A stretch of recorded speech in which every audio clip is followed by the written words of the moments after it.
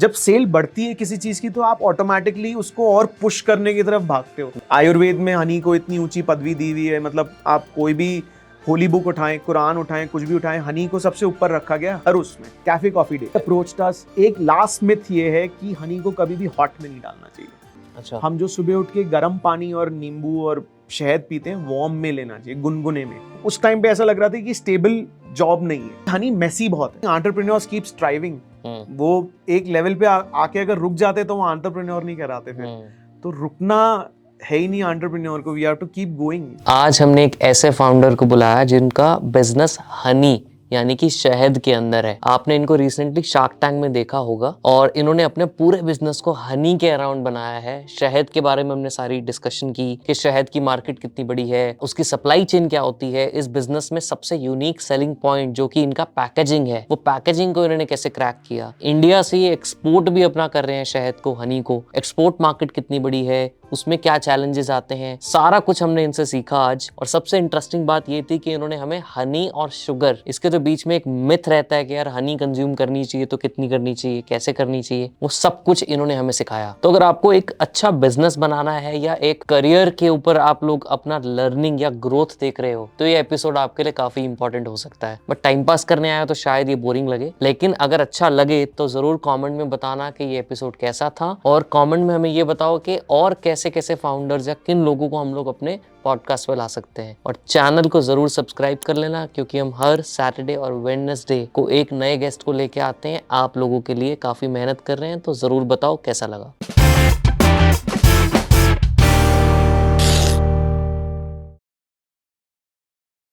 Hi Jigar, how are you? Very well, thank you for having me here. अभी बहुत अच्छी आपने शार्क टैंक के ग्रुप्स की चर्चाएं मुझे बताई तो वो सब तो बाद में पूछेंगे आपसे, बट शुरू करने से पहले एक प्लेज लेनी पड़ेगी आपको। आपको पता है कि आप जो बोलोगे सच बोलोगे, सच के सिवा कुछ नहीं बोलोगे।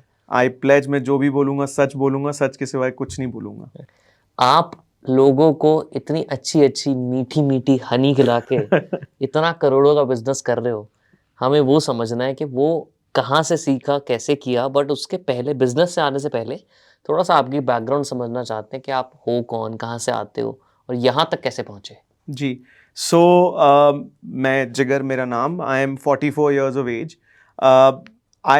मैं बॉम्बे में पैदा हुआ हूँ। मेरे father migrated to Delhi for his business in 1984 और उनका business is in cosmetic raw materials, जिसमें उनका कोर प्रोडक्ट है बीजवैक्स।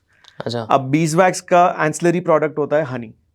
तो हनी के साथ मेरी मेमोरीज काफ़ी बचपन से जुड़ी हुई हैं। मतलब एक ज़माना था जब जंगल से जब बीजवैक्स आता था तो वो टिन के कनस्तर में शहद आता था हमारे घर पे। बीजवैक्स क्या होता है बाय द वे?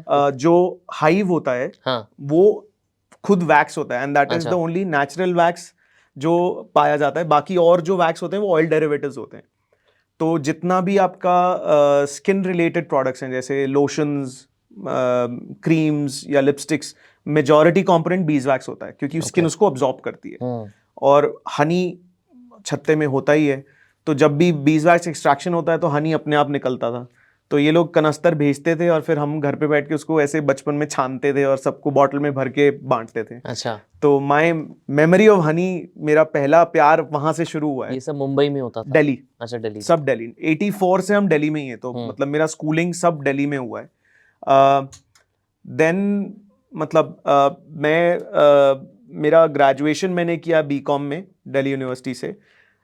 फिर I think at the age of 19 मैंने काम करना शुरू कर दिया था, 18 या 19 पे। माई फर्स्ट जॉब था एशले के साथ, एशली लोबो जो एक डांस इंस्ट्रक्टर हैं, डांस वर्क्स के नाम से जैज डांस कंपनी चलाते हैं। जब उन्होंने दिल्ली में शुरू किया था तो मैं उनके साथ एज अ स्टूडियो मैनेजर मैंने काम शुरू किया था। I joined as a student, but dance में इतना मैं नहीं एक्सेल किया। तो देन आई सेड ठीक है। बट करने का मन डांस में था? स्टार्टिंग में था। अच्छा। बट फिर समझ में आ गया कि ये नहीं, ये हमारे बस का नहीं है। घर वालों ने इतना आसानी से जाना दिया कि ना, डांस वो में चले कॉलेज जाओ? में थे, अब उस टाइम के सब ठीक है। एंड देन फिर जॉब ले लिया साथ में, तो देन दे सेड ठीक है, अब अपना कमा रहे हो, अपना खाओ। एजुकेशन किस बैकग्राउंड में थी आपकी? Commerce? Commerce. I did BCom, BCom pass. हाँ, सो कॉमर्स में मैंने किया था। एशले के साथ काम किया। फिर एक one thing led to another, उनके शोज होते थे तो उसमें बैक स्टेज प्रोडक्शन हैंडल करता था। वहां से एक लाइव इवेंट्स का प्यार थोड़ा शुरू हुआ कि कैसे हैंडल करते हैं इवेंट्स को, बैक स्टेज, ये सब। फिर धीरे धीरे थिएटर में एंट्री हुई। तो I used to handle back stage production for theatre. मैंने मतलब ललित दुबे, शबाना आजमी, नंदिता दास, जोरा सहगल और भी काफ़ी इंटरनेशनल उनके साथ मैंने काम किया है। ऑलमोस्ट मैंने कुछ 150-200 प्लेस में बैक स्टेज किया होगा। अच्छा। फिर वो करके मतलब उस टाइम पे ऐसा लग रहा था कि स्टेबल जॉब नहीं है। तो फिर मेरे फादर ने बोला, आपने तो आईफा तक को मैनेज किया हुआ है? वो बाद में, अच्छा, वो बाद में। वो बाद की जर्नी है, उस पर भी आऊँगा। देन बीच में आया कि डैड को ज्वाइन करते हैं, देखते हैं ये क्या है। बट फिर समझ में आया कि यार ये केमिकल्स और कॉमर्स साथ में नहीं बैठ रहा है। तो केमिकल कॉमर्स साथ नहीं बैठ रहा था, बट कॉमर्स और डांस बैठ रहा था साथ। वो अब आर्ट्स इंक्लिनेशन था थोड़ा उस हाँ। तरफ। बट फिर थोड़ा टाइम 1-2 साल डैड के साथ ट्राई किया। Then I told him very politely कि सर अब नहीं हो रहा है मुझसे, please I want to exit, मैं अपना ही करता हूँ जो है। बट उस टाइम पे कहीं ना कहीं ये था कि थोड़ा पढ़ना है और कुछ एक डिग्री हो कि जो हेल्प करे आगे लाइफ में। तो एट द एज ऑफ 29 एक्चुअली मैंने अपना मास्टर्स के लिए अप्लाई किया यूनिवर्सिटी ऑफ वेस्टमिंस्टर लंदन में। ओके। एंड गुड थिंग वहाँ पर ये है कि वो लोग आपका वर्क एक्सपीरियंस को काउंट करते हैं एडमिशन देते समय।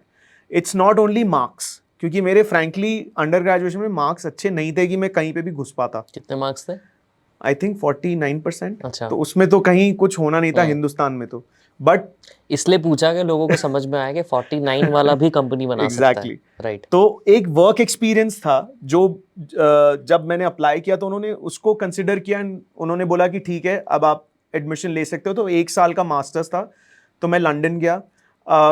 मेरा मेन मोटिव ये था लंदन जाने का कि मुझे एक मार्केटिंग एजेंसी खोलनी थी फॉर थिएटर, क्योंकि मैं पूछूंगा इसमें, sorry, why London, why not US? Because वहां पे जो मास्टर्स का टेन्योर होता है वो 2 साल या 1.5 साल ऐसा है। मुझे लंदन 1 में? ईयर में करना था। अच्छा, London is 1 UK is year. 1 year, UK is 1 year. Australia is 1.5 years, US is I think 2 years, ऐसे कुछ है। तो okay. London was the time period जो था वो ऐप था मेरे लिए। एंड लंदन इज अ मोर मतलब एक वो बोलते हैं ना दुनिया से लोग आते हैं और बीच में है। Why not India? इंडिया में मार्क्स की वजह से मुझे कुछ नहीं मिल अच्छा, रहा था, तो okay. इसीलिए जहां मिल रहा था एंड थोड़ा सा इंटरनेशनल एक्सपोजर भी एक था कि मिले तो अच्छा है। मतलब थोड़ा एक्सप्लोर करें चीज़ों को, थोड़ा नई जगह देखें। एंड एक चीज़ होता है ना कि अपने कंफर्ट जोन से बाहर निकल के कुछ करना, वो बहुत सिखाता है चीज़ों को। तो इंडिया क्या है, एक कंफर्ट है कि अगर किसी भी सिटी में चले जाओ, घर तो पता है ना, एक फ़ोन करेंगे तो पहुंच जाएंगे। करेक्ट। अब आप दूसरे देश ही पहुंच गए, वहां से आने जाने में इतना टाइम लगेगा, तो जो करना है खुद ही करना है। करेक्ट। तो वो एक था कि एक कंफर्ट जोन का बैरियर भी ब्रेक करना था कि यहाँ से बाहर निकले, खुद कुछ करें और देखें कि क्या हो सकता है आगे। तो लंदन गए, वहां पे मास्टर्स। शादी तो नहीं हुई थी ना तब? नहीं, सिंगल। सिंगल। लंदन गया, मास्टर्स किया एंड थैंकफुली मतलब मैं खुद हैरान हो गया कि मेरा मेरिट में आ गया नाम। I scored like 70% in my masters. मतलब मेरे घर वाले भी हैरान कि ये क्या करके आ गया। 49 से 70 पे आ गया। एग्जैक्टली। मेरे को अभी भी याद है, मेरे फादर जब मेरी ग्रेजुएशन सेरेमनी में आए थे, मतलब इमोशनल इतने हो गए थे और उन्होंने बोला था, मुझे पता नहीं था ये दिन भी देखूंगा मैं। Was this your first trip outside India? Yes, पहली बार ही गए? अकेला, मतलब हॉलीडेज पे गए थे, बट अच्छा। एज अ इंडिविजुअल अकेले रहना, वो अकेला सब कुछ करना, कोई रिलेटिव्स नहीं, कुछ नहीं, खुद देखना, खुद करना, सब कुछ अकेले किया था। और वहीं यूनिवर्सिटी में मेरी मुलाकात मेरे को-फाउंडर से भी हुई थी, पारस, जो मेरे क्लासमेट थे। हम दोनों क्लासमेट्स थे अपने मास्टर्स प्रोग्राम में। He was one of the youngest student, मतलब मेरे और उसके बीच में 10 साल का अंतर है। वो 20 का था, मैं 30 का था जब हम मास्टर्स करने गए थे। वो इमीडिएटली अंडर ग्रेड से आया था और मैं 10 साल का एक ब्रेक लेकर गया था। और वो 100% स्कॉलरशिप स्टूडेंट था और मैं स्कॉलरशिप से दूर दूर वाला स्टूडेंट था। तो कहीं एक दोस्ती, हमारा बॉन्ड अच्छा था कि हम लोगों ने। एंड में पारस के कितने मार्क्स आए थे? अब वो मुझे याद नहीं है। 70 थे। उसके ज्यादा ही थे। अच्छा, ज्यादा थे। मेरे से तो ज्यादा ही थे। बट मैं जनरली मैंने देखा है कि जो लोग बहुत पढ़ते हैं ना पहले बैचलर्स में, वो मास्टर में आके बिल्कुल ड्रॉप कर देते हैं क्योंकि उनका मन हट जाता है बस फिर पढ़ाई से। नहीं, ये पारस का थोड़ा अलग हिसाब है। तो मास्टर्स किया, फिर मैं इंडिया वापस आया। मेरे को एक्चुअली तभी दिल्ली में गुड़गांव में इनफैक्ट किंगडम ऑफ ड्रीम्स खुल रहा था, बन रहा था। तो मेरे कुछ फ्रेंड्स ने वहाँ ज्वाइन किया था। उन्होंने बोला कि तू ट्राई कर, एक बार इंटरव्यू दे के देख, एंटरटेनमेंट वेन्यू है, प्रोडक्शन है, ऐसा कुछ इंडिया में है नहीं, one of its kind in India, तो हो सकता है कि you might get and you have experience अच्छा खासा है तुम्हारे पास थिएटर में, इवेंट्स में।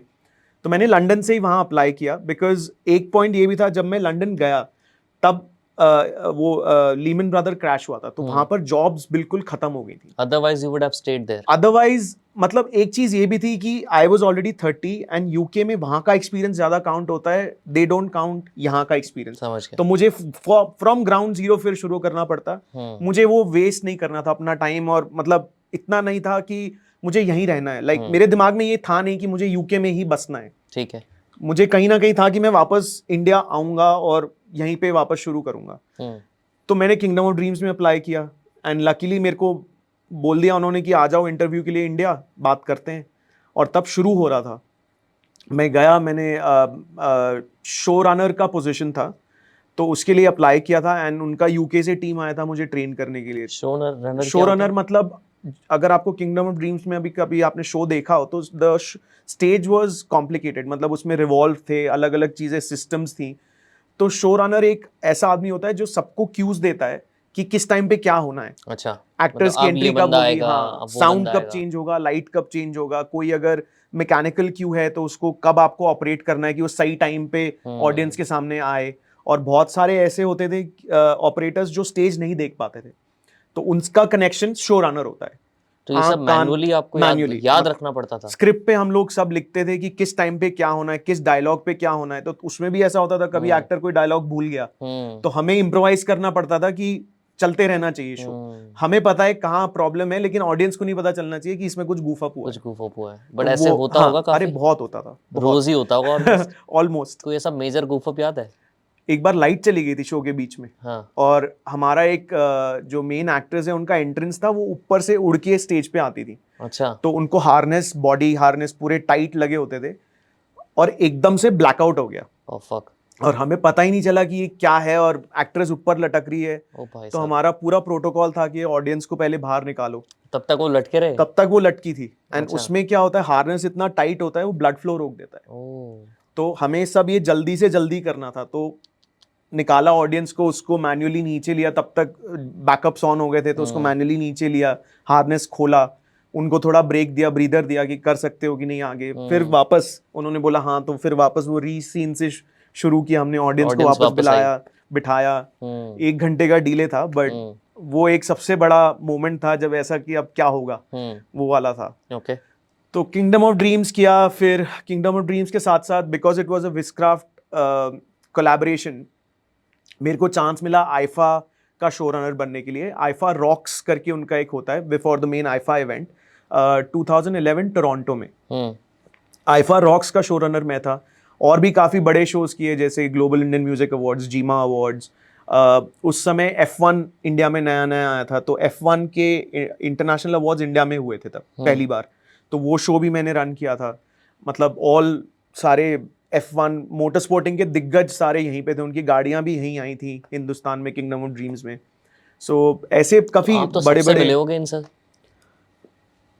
तो सिर्फ normal था हेलो हाय करके बस वहां तक अलाउड था, बिकॉज क्रू अच्छा। को ज्यादा, You were not allowed as a to crew talk. We are not allowed to interact. अच्छा। तो हमको स्ट्रिक्ट इंस्ट्रक्शन होते थे कि कोई Pictures भी जाएगा नहीं नहीं, लेनी। फोटो नहीं लेना है, ऑटोग्राफ नहीं मांगना है, कुछ नहीं, काम क्या काम करो और निकल जाओ। तो वहां तक अलाउड था, बस उसके आगे नहीं। अच्छा। बट ठीक है, मतलब एक्सपीरियंस था कि ऐसे बड़े शोज चलाएं, Correct. कि मतलब अच्छा लगता है बोलने में कि हमने इन आईफा शोज का तक पार्ट गए। रहे हैं। Correct. तो वो किया। फिर 2 साल, आई थिंक 2012 में मैंने किंगडम ऑफ ड्रीम्स छोड़ा। फिर मैं सोच रहा था कि क्या करें अब आगे लाइफ में, मतलब कुछ और करना है, बट क्या करें। सडनली मुझे याद आया, मैंने यूनिवर्सिटी में एक डिसर्टेशन लिखा था हनी के ऊपर। हमारा जो final IMC campaign, integrated marketing campaign जो था, विच वाज आवर डिसर्टेशन, मेरा हनी के ऊपर था।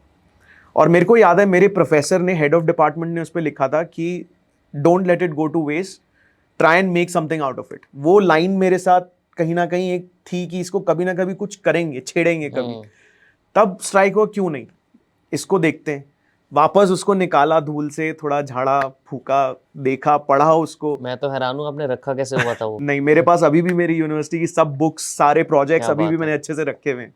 मेमोरीज हैं ये एक तरीके से। सो उसको निकाला, देखा, पढ़ा, वापस समझा कि क्या हो सकता है, थोड़ा मार्केट देखा कि क्या है ऐसा। वहां से जो अब करंटली हम जो हनी ट्विक्स ब्रांड चला रहे हैं, मतलब एक नींव आप कह सकते हैं कि यूनिवर्सिटी में रखी गई थी, जिसको वापस निकाल के हमने एक्सप्लोर किया। सबसे पहला फिर आइडिया तो आप ही का था मतलब जी, ये। मतलब बेस वहां से आया बेस था। वहाँ से आया। फिर पारस उस समय लंदन में काम कर रहा था in educational consultancy, not educational consulting but education में काम कर रहा था क्यूएस के साथ। तो वो इंडिया विजिट कर रहा था, तो एक दिन मतलब वो मेरे घर पे रुका हुआ था, ऐसी बात हुई कि यार कुछ करना है, ये है आइडिया दिमाग में, कुछ कर सकते हैं। उसने बोला चल साथ में करते हैं। तो थोड़ा एक होता है ना कि कोई और साथ में आता है तो लगता है कि हाँ आइडिया में कुछ दम है, क्योंकि अभी तक तो अपना ही आइडिया था, आगे कोई क्वेश्चन करने वाला नहीं था। तो मैंने कहा ठीक है चलो साथ में करते हैं। तो थोड़ा हमने मेरी तरफ से कैपिटल डाला, थोड़ा पारस ने कैपिटल डाला। जॉब छोड़ दी पारस ने भी एकदम? नहीं, वो तब काम कर रहा था लंदन में। अच्छा। क्योंकि हम तब बूटस्ट्रैप थे, हमने इनिशियली कोई फंडिंग रेज नहीं था, ऐसा कुछ नहीं था कब दिमाग की बात में। है ये? This is 2015। अच्छा।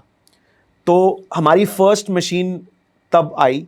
पहली मशीन जो थी उसमें बहुत प्रॉब्लम्स थे, नई प्रोडक्ट कैसे जो चाहिए था वो नहीं आ रहा था। तो दिन रात एक करके थोड़ा मशीन रिफाइन किया, ये सब किया, फिर करते करते करते आज हम यहाँ हैं जो हैं अब, perfect with the perfect product and 7 variants in honey. तो हनी के अंदर इतने सारे वेरिएंट्स, पहला कॉन्सेप्ट क्या था कि यार हमें क्या सॉल्व कर रहे हैं, एग्जैक्टली प्रॉब्लम क्या सॉल्व कर रहे हो आप? सो पहले ये था कि हमने काम शुरू करने से पहले एक छोटा सा सर्वे किया था अपने फ्रेंड्स फैमिली और एक्सटेंडेड फ्रेंड्स फैमिली के साथ। अप्रॉक्सीमेटली मेरे ख्याल से 3000 लोगों का सर्वे था। उसमें हमने ये देखना चाहा था, नहीं लाइक ईमेल पे वो फॉर्म, सर्वे मंकी पे फॉर्म फिल करके सारा। हमको बेसिकली ये देखना था कि हनी कंजम्पशन इंडिया में इतना लो क्यों है, क्या रीजन है कि लोग डे टू डे में हनी को कंज्यूम नहीं कर रहे हैं, जबकि हनी में इतना गुण है। आयुर्वेद में हनी को इतनी ऊंची पदवी दी हुई है, मतलब आप कोई भी होली बुक उठाएं, कुरान उठाएं, कुछ भी उठाएं, हनी को सबसे ऊपर रखा गया हर उसमें। और सबको मालूम है हेल्थ बेनिफिट्स कितने हनी के। फिर भी हमारे यहाँ हनी एक बॉटल में, मतलब एक गंदे से येलो लेबल के साथ एक कोने में ही पड़ा होता है, क्यों? उसमें से 3 चीजें हमको सामने आई कि एक तो हनी पोर्टेबल नहीं था, हनी को हम कैरी नहीं कर सकते जहां हम ले जाना चाहते हैं, जो हनी रेगुलरली कंज्यूम करना चाहते हैं वो नहीं कर पाते क्योंकि वो कैरी नहीं कर सकते। दूसरा ये था कि इसकी क्वालिटी पे विश्वास नहीं था कि अडल्ट्रेशन है नहीं है, बहुत सारे मिथ्स अटैच हैं हनी को, जो आगे हम बात करेंगे, मैं आपको बताऊंगा। और तीसरा ये था कि हनी मेसी बहुत है, मतलब एक चम्मच निकालते हैं तो उसके बाद साफ करो, चिपचिप होता है, वो सब साफ करना, और कहीं ना कहीं एक आलस आ जाता है कि यार इतना सब करना है तो छोड़ दो, खाओ ही मत, हटा दो इसको। तो वो हम सॉल्व करना चाहते थे। उस सर्वे से हमको पता चला इन 3 मेजर पॉइंट्स को अगर हम एड्रेस कर सकते हैं तो मे बी हनी को हम एक लाइफस्टाइल प्रोडक्ट बना सकते हैं, मे बी हम आज कहीं पे भी हनी को ले जा सकते हैं। वहां से हमने सोचा कि, और मैंने जो डिसर्टेशन किया था उसमें एक था सिंगल सर्व का कॉन्सेप्ट, जो मैंने यूएस में मेरे कजिन ने मुझे एक बार लाके दिया था। वहां पर हनी एक स्ट्रॉ में पैक किया जाता था, मतलब नॉर्मल स्ट्रॉ, उसके अंदर हनी इंजेक्ट करके साइड से सील करते थे, बट वो खोलने में इतना डिफिकल्ट था, और उसको फाड़ दो तो ऊपर तक भरा होता था तो हाथ में आ जाता था, मेसी। ये 2 प्रॉब्लम्स अभी भी थी। चलो पोर्टेबल तो हो गया, जेब में डाल के हम ले गए उसको, बट मेसी और फाड़ना इजी टू यूज नहीं था वो। तो इन दोनों को भी हमने सोचा कि हम क्यों ना इंडिया में ही एक मशीन डेवलप करें, बाहर से इंपोर्ट करने से अच्छा कि इंडिया में कुछ बनाएं, क्रिएट करें अपना। इंडियन हनी अच्छा है, व्हाई नॉट उससे शुरू करें। तो हमने जो शुरू किया था उसमें फ्लेवर्स तब नहीं था इतना दिमाग में, मेन था how to make it easy to use, how to make it portable and best quality of honey. तो ये जो सर्वे आपने किया था, ये सर्वे क्या ओपन एंडेड था? मतलब इसमें जो क्वेश्चंस पूछे, क्या ऐसे क्वेश्चन थे कि आप हनी क्यों नहीं कंज्यूम करते? जी, मतलब किस टाइप के क्वेश्चन थे जिससे आपको इनसाइट्स मिली? बेसिकली पहले तो ये था कि आप कौन सा स्वीटनर प्रेफर करते हैं। ओके। मतलब हेल्दी स्वीटनर अगर आपको मिले तो कौन सा स्वीटनर आप प्रेफर करेंगे। बहुत से लोगों ने जैगरी बोला, बहुत से लोगों ने डेट सिरप बोला, बट जो मेजॉरिटी यूजर्स थे वो हनी की तरफ आ रहे थे। फिर हमने उनको एक और स्टेप पे लेके गए कि आप हनी कितना कंज्यूम करते हो डे में। किसी ने बोला हम सिर्फ 1 चम्मच दिन में लेते हैं, बस खत्म। किसी ने बोला ओकेजनली दवाई के साथ हम लेते हैं, खत्म। किसी ने बोला मैं कुकिंग में यूज करता हूँ, खत्म। किसी ने ये नहीं बोला कि मैं हनी को साथ लेके जाता हूँ, या मैं एवरी डे कम से कम 2 से 3 स्पून कंज्यूम करता हूँ, या मैं अपने बच्चों को भी हनी देता हूँ। बट किसी ने अगर ये नहीं बोला कि मैं हनी साथ लेके जाता हूँ, तो आपने कैसे सोचा कि यार ये साथ नहीं ले जा रहा? क्योंकि नेक्स्ट क्वेश्चन ये था कि अगर आपको अपॉर्चुनिटी मिले कि आप हनी के साथ ट्रैवल कर सको, क्या आप प्रेफर करोगे ऐसा पैकिंग जो आप ले जा सको, जो आपके साथ आपके ट्रैवल कर माइंड में सके? पहले से जी हाइपोथेसिस था ये? जी, बिकॉज ऑफ माई डिसर्टेशन, जो और एक मैंने प्रोडक्ट यूएस का जो मैंने बताया वो Correct. देखा था, उससे कहीं ना कहीं एक कनेक्शन था कि ये गैप है मार्केट में। इंडिया में नहीं है ये प्रोडक्ट अभी भी। इंडिया में maximum, I mean not India, but मैं वो स्ट्रॉ वाले प्रोडक्ट को छोड़ के और कहीं पे भी देखूं तो हनी में एक इनोवेशन बॉटल के बाद स्क्वीजी बॉटल हुआ है। राइट। उसके बाद कोई किसी ने कुछ इनोवेट नहीं किया है हनी के स्पेस में, राइट। ना पैकेजिंग में ना कुछ और। हमने नट्स डाल दिए, हमने चीजें उसमें मिक्स करके बेचना शुरू कर दिया, बट कंजम्पशन को इजी कैसे करें वो किसी ने नहीं सोचा था। तो पैकेजिंग बिकेम योर मोट। Yes, अगर मैं बोलूं कि packaging. आपका एडवांटेज क्या है ओवर द अदर्स, सबसे मेन जो Main है यूनिक सेलिंग packaging. पॉइंट था वो पैकेजिंग था। एग्जैक्टली। इसी पे आपको शार्क टैंक में बोला भी था कि यार आप पैकेजिंग की क्यों बात कर रहे हो जब आपके फ्लेवर्स इतने अच्छे हैं। उस पर हम आएंगे बाद में जी। बट आपका अभी भी यही मानना है कि packaging is the unique selling point. So today अब 2 प्रोपोजिशंस हो गए, एक फ्लेवर्स और एक packaging. But yes, packaging is a big part. Honey twigs हमारा जो टैगलाइन है that is also mess free Honey. वो हम मेस फ्री इसीलिए कर सकते हैं क्योंकि वो जो पैकेजिंग है वो मेस फ्री है। राइट। सो बिगेस्ट मोट is packaging, secondary following is now the flavours जो हमारे पास अब हैं। तो खुद वो मशीन बनाई जिससे पैकेजिंग वाली प्रॉब्लम सॉल्व। जी जी। फर्स्ट आइटरेशन में ही पैकेजिंग सॉर्ट हो गई थी या बहुत कितना टाइम लगा करने में? ऑलमोस्ट 1.5 साल। 1.5 साल तक 1.5 आप साल। उसी पे काम करते रहे? 1.5 साल। जो पहली जो मशीन आई थी उससे जो प्रोडक्ट निकला, हनी क्या है, विस्कस प्रोडक्ट है, तो उसमें से लीक्स जब तक आप थोड़ी देर नहीं छोड़ोगे ना तब तक नहीं पता चलेगा। पानी के जैसे नहीं है कि इंस्टेंटली निकल जाएगा। उस टाइम पे प्रोडक्ट निकलता था, कुछ नहीं होता था, हम डब्बे में पैक करके हमने स्टोर्स में भी डिस्ट्रीब्यूट करना शुरू कर दिया।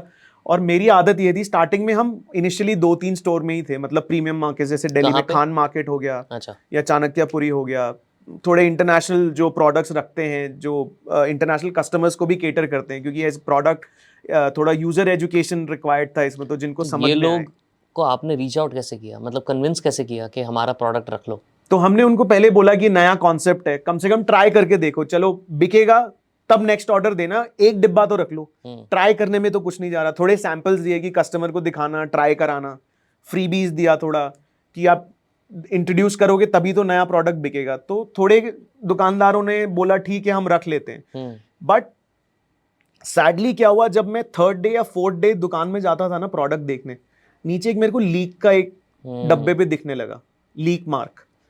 और तब मुझे समझ में आया कि इसमें लीकेज हो रहा है, और वो सारे डब्बे मैं खुद ही खरीद के लाता था। अच्छा। बिकॉज मुझे नहीं चाहिए था कि कोई और कस्टमर देखे और ब्रांड शुरू होने से पहले ही इसका नाम खराब हो जाए। राइट। तो कई बार तो ऐसा हुआ है कि दुकानदार ने मुझे सामने से बोला है कि सर ये क्यों ले जा रहे हो, खराब है, आप छोड़ दो, हम वापस कर देंगे। मैंने कहा नहीं कोई बात नहीं, मुझे यही चाहिए। उनको नहीं पता था कि नहीं, आप ही उनको हो। नहीं पता था कि मेरा प्रोडक्ट है, वो तो क्यों डिस्ट्रीब्यूटर के थ्रू जा रहा था। अच्छा। तो मैं खुद ही पैसे पूरा वैल्यू देकर खुद खरीद के ले आया था। तो वो इन अ वे कि मतलब हमने लॉस भी किया है कि डिमांड, आर्टिफिशियल डिमांड क्रिएट कर दी कि हमारे सारे प्रोडक्ट खत्म हो गए, लेकिन हमने स्टॉप कर दिया सेल। हमने मना कर दिया कि अभी हम नहीं बेचेंगे, we have to go back to the drawing board, एक परफेक्ट मशीन निकालनी है, देखना है कि प्रॉब्लम्स क्या हो रही हैं, उसको एड्रेस करना है।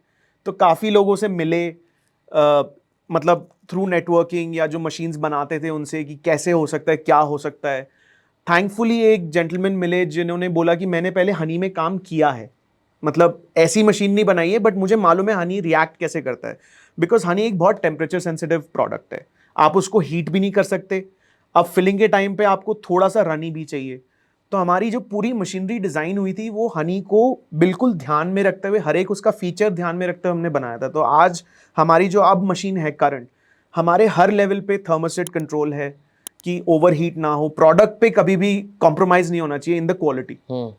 सीलिंग परफेक्ट है, अब लीकेजेस हमारे बिल्कुल जीरो हैं, there is no leak at all. जो हमारी मिस्टेक्स हुई हैं उनसे भी हमने सीखा है कि ठीक है, अगर लगता है कि लीक आ सकता है तो कम से कम 24 आवर होल्डिंग में रखो। अगर 24 आवर होल्डिंग में कुछ नहीं है then it is fit to, every product is kept in. Yes, we make it sure कि एज अ क्वालिटी चेक हम लोग 24 घंटे अपना पैक बना के उसको रखते हैं, तभी वो आगे डिस्ट्रीब्यूट होता है। क्योंकि अगर कभी कोई भी वजह से एक बट लीक आ जाए, ट्रांसपोर्टेशन में कभी ऐसा नहीं, आता है नहीं, दिक्कत? ट्रांसपोर्टेशन में हमारा ब्यूटी यही है कि हमको एक तो जीरो ब्रेकेज है, जीरो लीक्स हैं, चाहे आप एयर से भेजो, चाहे सी से भेजो, चाहे रोड से भेजो, कहीं पर कोई ब्रेकेज नहीं हमारे what product about supply chain, cold chain maintain करनी नहीं, पड़ती है? Ambient temperature, normal temperature, normal ambient temperature, ज़्यादा हीट में नहीं होना चाहिए, डायरेक्टली एक्सपोज टू सन कोई भी हनी को नहीं करना चाहिए। तो हमारे बॉक्स पे भी वार्निंग सारे लिखे हुए हैं, तो इट्स एम्बिएंट टेम्परेचर, ना रेफ्रिजरेशन चाहिए ना कुछ मतलब चाहिए। नॉर्थ इंडिया की मई जून की गर्मी में आराम से ट्रांसपोर्ट जी, किया जा सकता जी, है, कोई जी, लोड नहीं है? नहीं। अच्छा, तो अगर मैं बोलूँ बेसिकली जितनी मेरे को बात समझ में आ रही है, मेन प्रोडक्ट तो फिर आपकी मशीन है। मशीन ज्यादा इंपॉर्टेंट है इस टाइम पे या नहीं? मशीन है इंपॉर्टेंट, हाँ। मशीन ही का तो प्रोडक्ट है, हाँ। सो पूरी R&D हमने मशीन में डाली तब जाके प्रोडक्ट Correct, निकला। correct. बट हमको ये था कि हनी को कैसे ये मशीन इस पे काम कर पाएगी, मतलब वो मेन था कि हनी के जैसे प्रोडक्ट जो टेम्परेचर सेंसिटिव है, जो ज़्यादा हीट से ख़राब हो सकता है, हम कहाँ कहाँ पे हमारे क्रिटिकल कंट्रोल पॉइंट्स कहाँ होने चाहिए जिसको हम कंट्रोल में रखें कि ये प्रोडक्ट कभी भी कॉम्प्रोमाइज़ ना हो हमारा। तो कितना पैसा लग गया आपका ये मशीन बनाने में? जो मेरी सबसे पहली मशीन थी दैट वाज आई थिंक 2015 में, दैट वाज अराउंड 3 lakhs, जो हमने स्क्रैप में बेची थी, पूरी अच्छा। पूरी की पूरी उठा के स्क्रैप में बिकी थी वो। ओके। जो हमने रीडिज़ाइन की और वो सब किया, I think that time it was around 4.5 5 lakhs, but उसमें एंसिलरी प्रोडक्ट्स और भी थे, जैसे कंप्रेसर हो गया, मतलब एयर न्यूमेटिक मशीन है तो एयर सप्लाई, एयर ड्रायर, वो सब करके तो it was- पीएलसी कंट्रोल्ड होगी हाँ, आपकी? अब तो पूरी PLC कंट्रोल्ड है। तो that time it was around I think investment of 8 lakhs के आसपास का अभी investment कितनी था। मशीन बन गई है? So we have one single track, we have one double track, and we also have invested in another. We are getting one more double track अच्छा। to increase our production capacity. अब thankfully हमें machine का ground work पता है, क्या बनाना है, कैसे बनाना कैसे है, सब बननी है, ड्राइंग्स क्या है आपके कॉन्सेप्ट पास? है, सब है। अब अगर मुझे प्रोडक्शन कैपेसिटी बढ़ानी है, मैं उसमें बस ट्रैक्स ऐड करता रहूं तो मेरा कैपेसिटी अपने आप बढ़ता रहेगा। अभी कितना आपका प्रोडक्शन कैपेसिटी है? So in a day we can produce approximately 40 to 50,000 single serves in a single shift. Single serve मतलब एक 8 ग्राम का 8 सैशे? ग्राम का सैशे। अच्छा, और इसके अलावा भी कुछ साइज होते हैं? नहीं, हमारा 8 ग्राम्स का 80 पोर्शन ग्राम पैक है, बिकॉज वो एक 1 टीस्पून पैक है। कॉन्सेप्ट था कि एक पोर्शन पैक निकालें, वेस्टेज ना हो प्रोडक्ट का, रिसोर्सेज को क्यों वेस्ट करें हम। यही है ना प्रोडक्ट? जी, सो दैट ये इज नीचे वाला जो है? हाँ। अच्छा, इसमें अपने हो गए सारे सिंगल। ये 6 फ्लेवर्स वेरिएंट हैं और इसमें 3 स्टिक्स ऑफ ईच फ्लेवर है, तो 18 स्टिक्स हैं इसमें। अच्छा, तो ये यहाँ पे 3 है? हाँ, हर रो में हर रो 3 में 3 है, तीन हर है ना? फ्लेवर के 3 है। अच्छा, इंटरेस्टिंग। और ये फ्लेवर किसने डिसाइड किया यार, ये फ्लेवर्स हैं, ये गैप कहाँ, ये भी कोई गैप? ये भी एक गैप हमें दिखा। हम लोग इनिशियली क्या करते थे, फूड इवेंट्स में स्टॉल लगाते थे, जैसे दिल्ली में होता है पैलेट फेस्ट होता था, ग्रब फेस्ट होता था। इनमें हम लोग कार्ड्स लेके फॉर प्रोडक्ट अवेयरनेस और ताकि लोगों को पता चले, हम वहाँ पे ये छोटे छोटे इवेंट्स करते थे। उसमें बहुत सारे लोग ऐसे आए जिन्होंने बोला यार मुझे हनी का टेस्ट नहीं अच्छा लगता। मतलब एक कंज्यूमर बिहेवियर भी हम लोग स्टडी कर रहे थे कि क्यों लाइफस्टाइल प्रोडक्ट नहीं है। पहला तो मैंने आपको बताया पोर्टेबिलिटी नहीं है, मेसी है, क्वालिटी, वो सब मैं भी ट्राई करता हूँ। हाँ। बात करो आप। हाँ। फिर हमको ये भी पता चला कि बहुत से लोग ये बोलते हैं कि मुझे हनी का टेस्ट ही पसंद नहीं है, तो इसको अब कैसे एड्रेस करें। तो हमने सोचा why not come out with natural variants of honey. मतलब हमारे आयुर्वेद में भी रेसिपीज हैं कि सिनेमन के साथ हनी खाना चाहिए, राइट। आर्थराइटिस के लिए होता है। लोग सुबह उठ के कुछ कंज्यूमर बिहेवियर ऐसा है कि लोग सुबह उठ के नींबू काट के हनी में वार्म वाटर के साथ कंज्यूम करते हैं, वाटर के साथ। करेक्ट। हाँ। तो वो भी एक यूजर केस था। राइट। वेनिला आया कि बच्चों को कैसे हम इसमें लेकर आए। So the best flavour that attracts children is vanilla, because आपका वेनिला आइसक्रीम मोस्टली फ्लेवर्स जो होते हैं वेनिला ही होता है। राइट। बट हमने एक चीज इसमें जरूर मेक श्योर की कि कोई भी आर्टिफिशियल फ्लेवर कभी भी नहीं जाएगा। आप एक नेचुरल प्रोडक्ट को लेकर आर्टिफिशियल फ्लेवर के साथ मिक्स नहीं करेंगे। तो वो हमारा हमेशा से एक कंसिडरेशन था कि जो भी फ्लेवर बनाएंगे वो 100% नेचुरल होंगे। सिनेमन में हमने यूज किया, सो हमारा फर्स्ट था plain honey which is our Himalayan. Next was natural lychee honey, जो भी एक नेचुरल वेरिएंट है। Third variant and fourth variant was cinnamon and vanilla. फिर लेमन हमने निकाला यूजर बिहेवियर देखकर कि लोग सुबह उठ के यार एक नींबू काटते हैं, ये करते हैं। तो ये सब हम बोल रहे हैं हमारा प्रोडक्ट मेस फ्री है, लेकिन अभी भी हम मेस तो क्रिएट कर ही रहे हैं ना। एक नींबू कट रहा है साइड में, वो स्क्वीज कर रहा है उसको, सब कर रहा है। करेक्ट। तो वो एलिमिनेट करने के लिए हमने लेमन निकाला। फिर when Covid came everyone turn towards turmeric, immunity. Right. तो हमने बोला कि लेट्स ट्राई टर्मरिक आल्सो। और अभी जो इसमें एक फ्लेवर नहीं है वो है जिंजर इन्फ्यूज्ड हनी।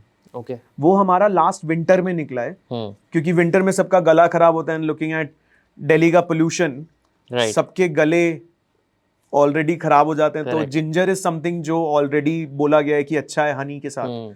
तो हमने जिंजर भी निकाला। तो अभी आज हमारे पास 5 इन्फ्यूजन्स हैं, 2 नेचुरल वेरिएंट्स हैं, टोटल 7। पैकेजिंग तो बहुत सही है। मैं इसको प्रेस करूंगा तो ही बाहर आएगा ना? ये बाहर तभी आएगा जब आप इसको प्रेस करोगे। विदाउट प्रेस की हनी बाहर नहीं आएगा। तो दैट्स व्हाई इट्स नेसेसरी।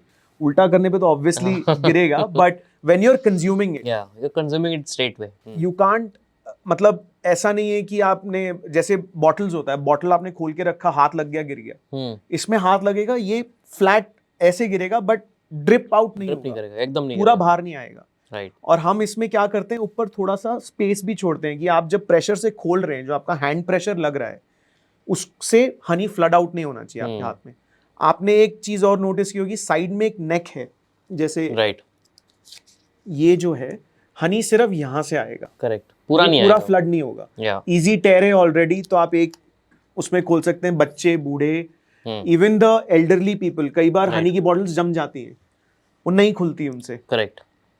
तो वो प्रॉब्लम भी एक एड्रेस हो गई इसमें। सो बहुत से हमारे ऐसे कस्टमर्स हैं जो अपने पेरेंट्स के लिए लेते हैं स्पेशली, कि उनको खोलना उनके आसान खोलने रहता के लिए इजी है, उनके बेड साइड पे रख सकते हैं, correct. Because of whatever health reasons, morning में एज अ स्वीटनर। सही है, काफी सॉलिड है। अभी लेकिन हम अगर बात करें 40-50 हज़ार की आपकी पर डे प्रोडक्शन है, इसको 4 से 5 लाख करने में कितना टाइम लगेगा आपको? और करनी भी है? बिल्कुल करनी है। हाँ। लाइक आई सेड, मशीन डालनी है। हाँ, कितनी मशीन तो लगेंगी इसमें? मतलब अगर हमारे पास ऑलरेडी 3 ट्रैक्स एग्जिस्टिंग हैं, हम ऑलरेडी और 3 से 4 ट्रैक्स डालेंगे तो आराम से हो सकता है। And as the technology is also evolving, speeds भी बढ़ सकती हैं of packaging. So it is not a difficult task, but now that we've mastered, मतलब हमारी जो मास्टरी हो गई है मशीन पे, वो मेन था। मतलब ऐसा भी टाइम है मुझे रात को नींद नहीं आती थी कि ये मशीन क्यों नहीं हो रही है, क्या प्रॉब्लम है इसमें। और मतलब एक बहुत इंटरेस्टिंग है, जब हमारा फर्स्ट कस्टमर आया, big customer, big ticket customer, उस टाइम का सबसे biggest cafe chain, can we take the name? हाँ बिल्कुल, क्यों नहीं। सो कैफे कॉफी डे, अच्छा। They approached us in 2000 and I think 16 या 17 में कि हमें सिंगल सर्व्स चाहिए। और उनका रीजन बहुत यूनिक था। वो खुद आए आपके वो खुद सामने से, ऑर्गेनिक इंक्वायरी हमारे पास आई पता थी। कहाँ से चला था? I think through our website, और हमने थोड़े आर्टिकल्स हमारे पब्लिश हुए थे इधर उधर, थोड़ा हमने पीआर किया था थोड़े वेबसाइट्स के साथ, और थोड़े ऑनलाइन सेल्स भी थे तब, not Amazon but different market places. तो उन्होंने, मतलब एक इंटरेस्टिंग सिनेरियो था ये हमारे लिए, एवोल्यूशन है ये हमारा भी, कि उन्होंने हमको बोला कि हमारे कैफे में हमारा पिल्फरेज होता है। वो लोग 1 kg का बॉटल यूज कर रहे हैं, वो बोल रहे हैं लेकिन हमको समझ में नहीं आ रहा इसका कंजम्पशन पैटर्न क्या है। कोई घर ले गया, टूट गया, ज्यादा डल गया, तो उनको एक ऐसा पैक चाहिए था जो पिल्फरेज प्रूफ हो, ब्रेक ना हो, एंड करेक्ट क्वांटिटीज वो हर अपने कैफेज में डिस्ट्रीब्यूट कर सके। जैसे उनके जो पंप्स आते हैं, अगर आपने देखे हो फ्लेवर्स के, उनके कॉफी में मेजर्ड रेसिपी है कि एक पंप इतने ml में एक पंप जाएगा या 2 पंप जाएंगे, तो वो काउंट कर सकते हैं नंबर ऑफ कप्स। हाँ, एसओपीज हैं उनके। सिमिलरली विद हनी, उनके पास एसओपी बन नहीं पा रहा था। So this was a product that help to do that for them. बहुत इंटरेस्टिंग चीज है तो। और उस टाइम पे भी हमारे साथ एक वाकया हुआ था कि मशीन तो हमने कॉन्कर कर ली थी, बट कुछ ऐसे, हम फर्स्ट टाइम इतने बड़े ऑर्डर के साथ हम खेल रहे थे। मतलब तब हमारे लिए 2 लाख यूनिट्स का पहला ऑर्डर था। 2 लाख यूनिट्स का? 2 लाख में तो हमारी नींदें उड़ गई थी कि कैसे होगा। हाँ। तो हमने डबल शिफ्ट करनी शुरू की, और तब एक ही मशीन थी हमारे पास, सिंगल ट्रैक। तो डबल शिफ्ट में चल रही है पूरी फैक्ट्री, जो रात को पैक हो रहा है, सुबह उसमें हमें लीक दिख रहा है, क्यों हो रहा है। फिर और रिसर्च किया, थोड़े और मैकेनिकल एरर्स पता चला कि कंप्रेसर में से हवा पूरी नहीं जा रही है। मतलब सिर्फ हनी नहीं है, इसने मुझे मैकेनिकल इंजीनियर भी बना दिया कहीं ना कहीं, कि अब मुझे अपनी पूरी मशीन समझ में आ गई है। राइट। तो एक ये जर्नी होती है ना, जिसमें आपको सब कुछ सीखना पड़ता है। बिल्कुल। ये वो था। और अभी भी मुझे सिखा ही रहा है ये, कुछ ना कुछ नया कोई प्रॉब्लम आता है तो खुद सॉल्व करो, कैसे करोगे वो Yeah. सब करना ही पड़ता है। ये अभी फैक्ट्री जो प्रोडक्शन हो रही है कहाँ पे? हमारा फैक्ट्री कीर्तिनगर इंडस्ट्रियल एरिया में अभी के कीर्तिनगर लिए। में। अच्छा, जी। ओके। और कहीं भी है आउट नहीं, ऑफ इंडिया में? दिल्ली, कहीं पे? दिल्ली में ही, सिर्फ दिल्ली में? दिल्ली में। Okay. यहाँ से हम लोग सप्लाई करते हैं pan India and exports also. जब आपने स्टार्ट किया, वंस यू फिगर्ड आउट कि यार ये पैकेजिंग परफेक्ट हो गई, तब आपका गो टू मार्केटिंग क्या थी? तब आपका कंज्यूमर पे ज़्यादा फोकस था या B2B business, होरेका, hotels, restaurants, cafes, इस पे ज़्यादा फोकस था? तो क्योंकि कैफे कॉफी डे आया और हमें पता चला कि यहाँ वॉल्यूम्स बड़ा हो सकता है, तो हमने थोड़ा सा अटेंशन होरेका की तरफ डाइवर्ट किया। अच्छा। हमने होटल्स को कांटेक्ट करना शुरू किया। इनफैक्ट जब हम ये फेयर्स लगाते थे, कई बार कुछ ऐसे भी होते थे, बुटीक रिजॉर्ट्स के ओनर्स आ गए तो उन्होंने बोला ये मुझे अपने रिजॉर्ट में चाहिए या मुझे ये रखना है। तो एक वो नया मार्केट डेवलप होता हुआ दिखा, and that was a cash flow market. मतलब वो इंस्टेंट बाय है और हाई वॉल्यूम मार्केट है वो। B2C में क्या था कि आपने माल सप्लाई कर दिया, शेल्फ पे पड़ा है, बिकेगा तब पैसा आएगा, एंड अननोन ब्रांड है तो ऑब्वियसली एक्सप्लॉयटेशन होता ही है for young brands. But direct to consumer तो कर ही सकते थे। डायरेक्ट टू कंज्यूमर तब हमने अपना वेबसाइट पे ज्यादा वो नहीं किया था। उस टाइम पे हम होरेका में थोड़ा ज्यादा डाइवर्ट हो गए थे बिकॉज वो क्विक टर्न अराउंड पीरियड था उसका। कितने टाइम आपका पूरा फोकस होरेका पे ही रहा ज्यादातर major? I think 2017-18 was majorly HoReCa and mid of 19 also, and thankfully हमने जल्दी स्विच किया क्योंकि जब कोविड आया होरेका रुक गया। आपको तो पता भी नहीं होगा ना, होटल्स, ये तो लक की बात है। एग्जैक्टली, सारे होटल्स, एयरलाइंस सब बंद, रातों रात कैफेज जो हमारे मेजर कंज्यूमर्स थे सब बंद। तो क्या ट्रिगर पॉइंट था कि आपने सोचा अब हमें फोकस शिफ्ट करना चाहिए? कुछ ऐसा स्पेसिफिक हुआ? Main was Covid. कोविड तो बाद में आया ना। हाँ नहीं, उस टाइम पे ये था, हम Amazon तब इंडिया में बढ़ना शुरू हुआ तो हमने Amazon पे डाला। Amazon से हमें एक सेल आनी शुरू हुई, रिव्यूज पॉजिटिव आने शुरू हुए, लोगों को प्रोडक्ट का एक्सेप्टेंस आया। जब सेल बढ़ती है किसी चीज की तो आप ऑटोमेटिकली उसको और पुश करने की तरफ भागते हो। फिर हमने सोचा कि ऑनलाइन अगर पिक हो रहा है, लेट्स फाइंड और प्लेटफॉर्म, और कौन ले सकता है। फ्लिपकार्ट पे डाला। थर्ड पार्टी बहुत हैं आज, जो तब उस टाइम पे एक प्लेस ऑफ ओरिजिन हुआ करता था, द गोरमे बॉक्स, ये सब बहुत थे जिन्होंने लिया। एक और इंटरेस्टिंग कैटेगरी निकली which was gifting, which was wedding, seasonal, pharma and corporate gifting segment. और ये इतना बड़ा सेगमेंट है, मतलब इसमें भी वॉल्यूम्स आपको एक साथ में मैसिव आते हैं। बिल्कुल। बहुत से लोगों ने, मतलब इन्फोसिस की कंपनी ने अपने एम्प्लॉयज के लिए ले लिया, करेक्ट, तो सीधा 4-5 लाख बॉक्स का ऑर्डर है। एग्जैक्टली। इनफैक्ट वेडिंग्स और ये सब जो है, और ये एक मार्केटिंग टूल भी है। बिल्कुल। कि हमने ऐसा भी किया है कि किसी को एक वेडिंग के डिब्बे में प्रोडक्ट मिला, उसने अपने दोस्त, अपने घर में वेडिंग के लिए भी लिया, फिर उसका पोता या कुछ हो रहा है उसके बेबी अनाउंसमेंट में भी लिया। मतलब हमने पूरे उनके 3-4 फंक्शन कवर किए विद अलग अलग फ्लेवर। राइट। तो वो भी एक हमको अच्छा लगता है कि इतने लोगों को, मतलब it's become a part of their life also. तो जैसे कैडबरी ने रिप्लेस किया खुशियों को, हाँ, मिठाई को रिप्लेस कर दिया ना चॉकलेट ने, अब आप उसी मिठाई को रिप्लेस करने की कोशिश कर रहे हो एक किस्म से। हम मिठाई को रिप्लेस नहीं कर रहे हैं, मिठाई की अपनी जगह है, बट हम एक हेल्दी ऑफरिंग दे रहे हैं जिसकी शेल्फ लाइफ भी बड़ी है और जो हेल्दी भी है और जो मीठा भी है और ट्रांसपोर्टेशन में भी इजी है। डिजर्ट भी बहुत अच्छा है। एग्जैक्टली, आप टॉपिंग में भी यूज कर सकते हो, कैसे भी, मतलब if you are a honey lover, आप चलते फिरते भी आप कंज्यूम कर सकते हो, स्पोर्ट्स में भी आप as an energy booster consume कर सकते हो उसको। राइट। थोड़ा सा ना अब हनी के बारे में बात करते हैं। हमने पैकेजिंग और प्राइसिंग, इसके ऊपर पैकेजिंग की तो बात कर ली, साइज की बात कर ली। आपने बोला हनी के अंदर काफी मिथ है, क्या है वो मिथ? सबसे बड़ा मिथ जो हम लोग फाइट करते हैं वो है क्रिस्टलाइजेशन ऑफ हनी, हनी जमना जिसको बोलते हैं। लोगों के मन में ये है कि अगर हनी जम रहा है नेचुरली, उसमें चीनी या एडिशनल शुगर डाली गई है। अच्छा। मैं हर बार अपने कंज्यूमर को एक चीज बोलता हूँ, आप एक पानी का ग्लास लीजिए, उसमें 2-3 चम्मच भर के चीनी डालिए, घोलिए और रख दीजिए। अगर वो जम गया नॉर्मल टेम्परेचर पे, आपने फ्रीजर में नहीं रखा है, तो ऐसे के ऐसे नहीं जमेगा वो। उसको आपको टेम्परेचर देना पड़ेगा, माइनस में ले जाना पड़ेगा।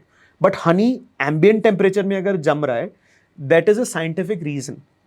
देयर इज कुछ तो साइंस प्ले हो रहा है उसके पीछे, क्योंकि ये नेचुरल प्रोडक्ट है, हम इसमें कुछ ऐड नहीं कर रहे हैं। तो क्रिस्टलाइजेशन एक बहुत बड़ा मिथ है और लोगों को ये समझाना कि ये हनी खराब नहीं है, ये प्योर हनी की निशानी है कि वो क्रिस्टलाइज होगा कभी ना कभी अपनी लाइफस्टाइल पे। मतलब अगर हनी जम रहा है नॉर्मल टेम्परेचर पे तो वो खराब हनी नहीं है? नहीं, वो उसका एक टेंडेंसी है, जब भी हनी को टेम्परेचर डिफरेंस मिलता है, या हनी के दो मेन कंपोनेंट्स है फ्रुक्टोज एंड ग्लूकोज, इनका रेशियो अगर बहुत ज़्यादा वास्ट होता है कि फ्रुक्टोज बहुत ज़्यादा और ग्लूकोज कम है, या ग्लूकोज बहुत ज़्यादा और फ्रुक्टोज कम है, तो वो शुगर सेपरेट होकर क्रिस्टलाइज हो जाती है। और यूजुअली ये ट्रेंड देखते हैं हम कब, जब टेम्परेचर वेरिएशन आता है। जैसे अभी पिछले दिनों अब दिल्ली में ठंड बहुत थी, करेक्ट। तो अभी मेरे ऑफिस में जो उस समय का जो भी प्रोडक्ट है वो क्रिस्टलाइज हो गया है। अच्छा, अब समर आएगा तो धीरे धीरे वापस shape सब में आ वो जाता हो जाता है। आप थोड़ा मतलब एक स्टिक को आप वार्म वाटर में डिप करेंगे थोड़ी देर के लिए, वो मेल्ट होना शुरू हो है। जाएगा। इन अ वे ये हनी का नेचुरल फिनोमेना है अपने आप को प्रोटेक्ट करने के लिए from weather change and different changes से। वो अपने आप को Defense डिफेंड, mechanism है। हाँ, ये उसका डिफेंस मैकेनिज्म है, फ्रीज होना। हम्म, इसका मतलब ये नहीं है कि हनी में हमने कुछ डाला है। इनफैक्ट ये वार्निंग्स बॉक्सेस पे भी लिखी होती हैं, बट और हर हनी के बॉटल पे भी होती है, बट एक माइंडसेट बन गया है कि क्रिस्टलाइज हो रहा है तो ये खराब है। और क्या मिथ है? दूसरा, एक नॉर्थ में मैंने स्पेसिफिकली देखा है कि गर्मी में हनी नहीं कंज्यूम करते, कि हनी की तासीर गर्म होती है। अच्छा, वो इसलिए है क्योंकि हनी को आप रेफ्रिजरेट नहीं करते, सो it is not at a temperature कि आपको गर्मी में एक ठंडक मिले उससे। बट आप यूजुअली गर्मी में ग्लूकोज कंज्यूम करते हो, तो हनी में भी ग्लूकोज है, आप पानी में हनी मिक्स करके पी लो। तो ये एक मिथ है। बहुत से लोग ये भी बोलते हैं कि जब बच्चा पैदा होता है तो उसको हम हनी चटाते हैं। इनफैक्ट हमारे अपने बॉक्स पे हमने लिखा है honey should not be fed to infants. अच्छा, हनी क्योंकि नेचुरल प्रोडक्ट है, थोड़ा सा उसमें यीस्ट कॉम्पोजिशन होता है, तो न्यूबॉर्न बेबीज का जो डाइजेस्टिव सिस्टम होता है बहुत टेंडर होता है, तो वो हनी नहीं पचा पाते हैं। And there is a disease called infant botulism जिसको बोलते हैं, वो हो सकता है। तो मतलब थोड़ा सा देना इज ओके, चम्मच भर के खिलाना is not okay. Newborn babies को नहीं देना चाहिए, इन्फेंट्स को। अब वो ऐसी बहुत सारी चीजें हैं जो लोग, और भी कुछ ऐसी जो लोग अपने आप को बचा सकते हैं इन चीजों से। मेजॉरिटी, जैसे ये बहुत अच्छी बात बताई हाँ, आपने कि इन्फेंट्स को नहीं खिलाना चाहिए। एग्जैक्टली Yeast हम लोग होता यही है। बोलते हैं कि 1 साल का हो जाए उसके बाद आप फ्रीली दो, बट अपने एक पीडियाट्रिशियन से भी कंसल्ट कर लो कि कितना लेवल डोज पे शुरू करना है उसको। एडल्ट्स के केस में भी है कोई, जैसे सीनियर, ओल्ड एज? सी, अगर आपको डायबिटीज नहीं है, एक डायबिटीज से भी रिलेटेड आता है कि डायबिटीज में हनी तो खा सकते हैं, ऐसा तो नहीं है। ऐसा नहीं होता है। It depends on your level of diabetes. Correct. Honey is sugar, Honey में नेचुरल शुगर है। सुक्रोज एक मतलब वो स्टार्च बन जाती है, हनी की शुगर एनर्जी देती है आपको, तो आप कंज्यूम कर सकते हैं, बट आपका डिपेंड करता है आपका ग्लूकोज स्पाइक कितना है, आप इंसुलिन पे हैं कि नहीं है। एक बहुत इंटरेस्टिंग अभी आई थिंक 2 से 3 दिन पहले ही हुआ है, हमारे इंस्टाग्राम पे किसी कस्टमर ने यही टेस्टर्स बॉक्स मंगवाया। उनका मेरे ख्याल से कुछ 10 या 12 साल का बेटा है, उसको ऑटो इम्यून टाइप 1 डायबिटीज़ है, और ये ऑर्गेनिक पोस्ट था कि उसको यहाँ पे पैच लगा हुआ है जो कॉन्स्टेंटली उसका ब्लड शुगर मॉनिटर करता है कि स्पाइक कब आ रहा है उसको। तो उसने एक्चुअली 2 स्टिक्स खाया, स्पाइक मेजर किया कि उसको स्पाइक नहीं आ रहा है, एंड उसने स्पेशली एक थैंक यू पोस्ट डाला कि now I can have sweets. मतलब that was very heartwarming for us कि एक ऐसा हमने कुछ बनाया है कि किसी को एक पोर्शन पैक में हम किसी का लाइफ भी सुधार रहे हैं। और फ्लेवर में तो ऑब्वियसली बच्चों को डिफरेंट फ्लेवर्स भी मिल जाते हैं। करेक्ट। सो डायबिटीज के लिए भी मॉनिटर करना अच्छा है, ऐसे ही मत खाइए ये सोच के कि नहीं ये तो अच्छा है, तो शहद है तो बस हाँ ये बढ़िया तो है। खा लो जितना खाना है। एक और भी मिथ है, आप सॉरी आप बोलो। एक लास्ट मिथ ये है कि हनी को कभी भी हॉट में नहीं डालना चाहिए। अच्छा। हम जो सुबह उठ के गर्म पानी और नींबू और शहद पीते हैं, वार्म में लेना चाहिए, गुनगुने में। आप हॉट में डालेंगे तो हनी के जो बेनिफिट्स होते हैं वो डिस्ट्रॉय हो जाते हैं। ये मिथ है, ऐसा कर बहुत से सकते हो लोगों को आप? पता नहीं है। मतलब कर सकते हो ना आप ऐसा? वार्म में आप डाल सकते हो, हॉट में नहीं डालना हॉट चाहिए। में नहीं डालना चाहिए। अच्छा। एकदम खौलते में नहीं डालना चाहिए, वार्म में डालना चाहिए। ओके। बेवरेजेस में मतलब जो आप सिपेबल टेम्परेचर जिसको बोलते हैं, वहां तक आप उसको मिक्स कर सकते हो एज अ स्वीटनर। ओके। एक और भी बहुत बड़ा मिथ है, जैसे जैगरी के केस में भी लोग बोलते हैं ये, और हनी के केस में भी बोलते हैं। अभी जैसे मैं जिम करता हूँ, वर्कआउट करता हूँ ना, तो मैं चीनी विनी नहीं लेता। तो मैं किसी के घर जाऊंगा ना, तो मेरे को लोग बोलेंगे अरे तो एक काम करना, गुड़ डाल ले, हाँ, या हनी डाल ले, कैलोरीज थोड़ी है उसमें। तो भाई शुगर है ना, मतलब आप उसको किसी भी टाइप में लो, at the end of the day वो शुगर है। तो उसकी कैलोरीज तो रहेंगी। ऐसा नहीं है कि आप चीनी छोड़ रहे हो क्योंकि आपको लगता है कि उसमें कैलोरीज है, और आप उसके बदले बोलो यार मैं एक इतना बड़ा एक गुठली गुड़ की खा लूं या 2 चम्मच शहद ले लूं तो उसमें कैलोरीज नहीं है। तो ऐसा नहीं है, कैलोरीज हैं उसके अंदर, वो शुगर है प्रॉपर। कैलोरीज हैं, बट जो हनी का गुड पार्ट है कि वो एनर्जी में कन्वर्ट होता है, और जो वाइट शुगर है वो यूजुअली स्टार्च में कन्वर्ट होता है। फर्क बस ये है। हाँ, फर्क ये है, anything in moderation is good. Correct. कुछ भी आप ओवर करेंगे या ओवर कंज्यूम करेंगे तो उसका साइड इफेक्ट जरूर है। राइट। तो हनी का भी अगर आप आप जैसे वर्कआउट करते हैं तो एक करेक्ट डोजेज में लेंगे तो आपको वो बेनिफिट ही देगा। करेक्ट। मतलब एंड हनी का क्या है, it is more sweeter than sugar, तो आपका वॉल्यूम कम हो जाएगा कंपेयर टू शुगर। अगर आप 1 चम्मच शुगर ले रहे हैं तो शायद आपको आधा चम्मच शहद लगेगा, right, because of the saturation of sugars. इसमें अडल्ट्रेशन की भी तो प्रॉब्लम बहुत होती है ना। Adulteration is one big factor. जब मैं अपना रिसर्च कर रहा था शुरू करने से पहले, मैंने एक यूरो मॉनिटर का आई थिंक 2015 में रिपोर्ट पढ़ा था कि honey is the 6th most adulterated food product in the world. अच्छा। नंबर 1 पे मिल्क था, 2-3 मुझे याद नहीं है, but Honey was number 6th। इसमें अडल्ट्रेशन होता है of other sugars like corn syrup, rice syrup, rice markers. हम लोग क्या करते हैं, हम लोग इसका टेस्ट करते हैं in international labs of C3 C4 markers, trace sugar markers, कि इसमें कुछ अडल्ट्रेंट तो नहीं है। और हमारे सारे बैचेस में हम ये रिपोर्ट्स हमारे पास होती हैं। रैंडम सैम्पलिंग हम साल में एक रैंडम बैच उठाते हैं और उसको टेस्टिंग के लिए भेजते हैं on levels like antibiotics, pesticide, as पर FSSAI जो भी लेवल्स मार्क्ड हैं, C3 C4 शुगर, और भी अगर कोई हमारा इंटरनेशनल बायर है या वो कोई टेस्ट प्रिस्क्राइब करता है तो वो सारे हम उसको टेस्टिंग करके तब हमको सेटिस्फैक्शन होता है कि जो हम दे रहे हैं वो सही है। It is not a bad quality Honey. But problem है ये इंडिया में बहुत बड़ी हनी में है, अनफॉर्चुनेटली ये परसिस्ट करती है for quicker margins, lower selling price, ये सब मतलब सस्ते और मार्जिन बढ़ाना, मतलब क्विक इनकम के लिए ये होता है अनफॉर्चुनेटली। अभी आप पहले आपने होरेका किया, फिर Amazon, फ्लिपकार्ट, ऐसे अलग अलग चैनल्स पे आए, मार्केटिंग कैसे करते हो? हमारा सबसे बड़ा मार्केटिंग टूल था होरेका। मैं बताता हूँ क्यों। क्योंकि आपने कंज्यूम किया, आपको अच्छा लगा। हम होरेका में ऐसे ही एक पेपर स्लीव लगाते हैं जिसमें हमारा पीछे कॉन्टैक्ट डिटेल्स होता है। लोगों ने वहां से हमको फोन करना शुरू कर दिया, मुझे प्रोडक्ट बहुत अच्छा लगा, मैं कहाँ से लूँ। फिर हमने उनको डाइवर्ट करना शुरू कर दिया कि आप कहाँ रहते हैं, उसके आसपास जो भी स्टोर है, या ऑनलाइन। बट ये तो स्लो रहा होगा ना स्टार्टिंग में? स्लो मतलब इट वाज अ जर्नी। वो इमीडिएटली एकदम से तो कुछ नहीं हुआ। हमने सैम्पलिंग भी की थी इन स्टोर, जब हम स्टोर्स में गए, लाइक फूड हॉल जो अनफॉर्चुनेटली बंद हो गया, नेचर्स बास्केट, हमने काफ़ी सैम्पलिंग एक्टिविटीज़ भी की थी। That was another big plus for us कि हनी को सैम्पल करना आज तक किसी ने नहीं किया। हम कर पाए क्योंकि हमारा पैकेजिंग था ऐसा। बट कोई और नहीं बना सकता अभी पैकेजिंग? हमारा ट्रेड ड्रेस है 8 ग्राम्स के सैशे पैक पे, और जितना R&D हमने अपना खुद डाला है, आए हैं प्लेयर्स करने, बट सस्टेन नहीं हो पाए। 8 ग्राम नहीं, 10 ग्राम, 7 ग्राम, बट वो पोर्शन पैक नहीं रहेगा फिर। अच्छा। जो एक्चुअल टीस्पून पैक जिसको हम बोल सकते हैं वो नहीं रहेगा। फिर आपका जो मेन पर्पस है कि आप रिसोर्स भी प्रोटेक्ट कर रहे हो, वेस्टेज प्रोटेक्ट कर रहे हो, वो सब खत्म हो जाएगा। अच्छा। या अगर 1 टीस्पून से आप कम करेंगे तो कम क्वांटिटी मिलेगी, फिर कंज्यूमर को 2 लेने पड़ेंगे। 8 और 9 में इतना मेजर डिफरेंस है? 8 और 9 में भले ना हो, बट एक मेंटालिटी होती है ना कि एक 1 teaspoon portion pack is perfect. आज मैं जब होटल्स में या कहीं होरेका में हम लोग देते हैं तो हम ये बोल सकते हैं कि ये परफेक्ट पोर्शन पैक है। आप खुद मेजर करके देखो। मतलब इनिशियली तो मेरे साथ मीटिंग्स में ऐसा हुआ है कि परचेज मैनेजर या शेफ सामने बैठे, उन्होंने सही में चम्मच मंगवाई, स्क्वीज करके पूरा, हाँ ठीक है। तो जिनको 1-1 ग्राम के वेस्टेज पे काउंट आता है या मॉनेटरी वैल्यू लगती है, उसके लिए तो वेस्टेज 1 ग्राम भी बहुत होता है over a period of time. तो आप बोल रहे हो कि पूरे दुनिया में 8 ग्राम की पैकिंग में हनी में कोई और नहीं कर सकता? इंडिया में अभी हमारे पास ट्रेड ड्रेस है। हम इंटरनेशनली जैसे जैसे प्रोग्रेस कर रहे हैं, हम वहां पर अब उसको ट्रेडमार्क करने के लिए, because there is a cost attach to it, तो हम वहां पे भी, जैसे हमारा प्रोडक्ट एक होल्ड बना लेता है, तो हम वहां पे भी उसको ट्रेडमार्क करेंगे।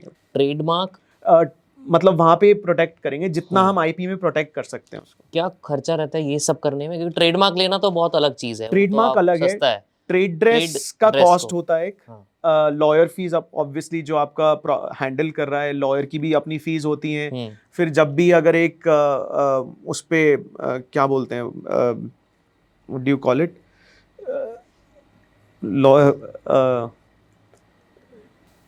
फीस ऑफ नहीं गवर्नमेंट। नहीं नहीं, सो whenever you get a sort of a objection आता है, हाँ, समझ गया मैं, कभी हाँ। किसी ने ऑब्जेक्शन डाल दिया तो उसको भी जब अगर आप आपको अप्लाई रिप्लाई तो करना गवर्नमेंट होता है, पोर्टल पे ही करते हो ना ये? हाँ, what do you call it? Trade dress? Trade dress. अच्छा।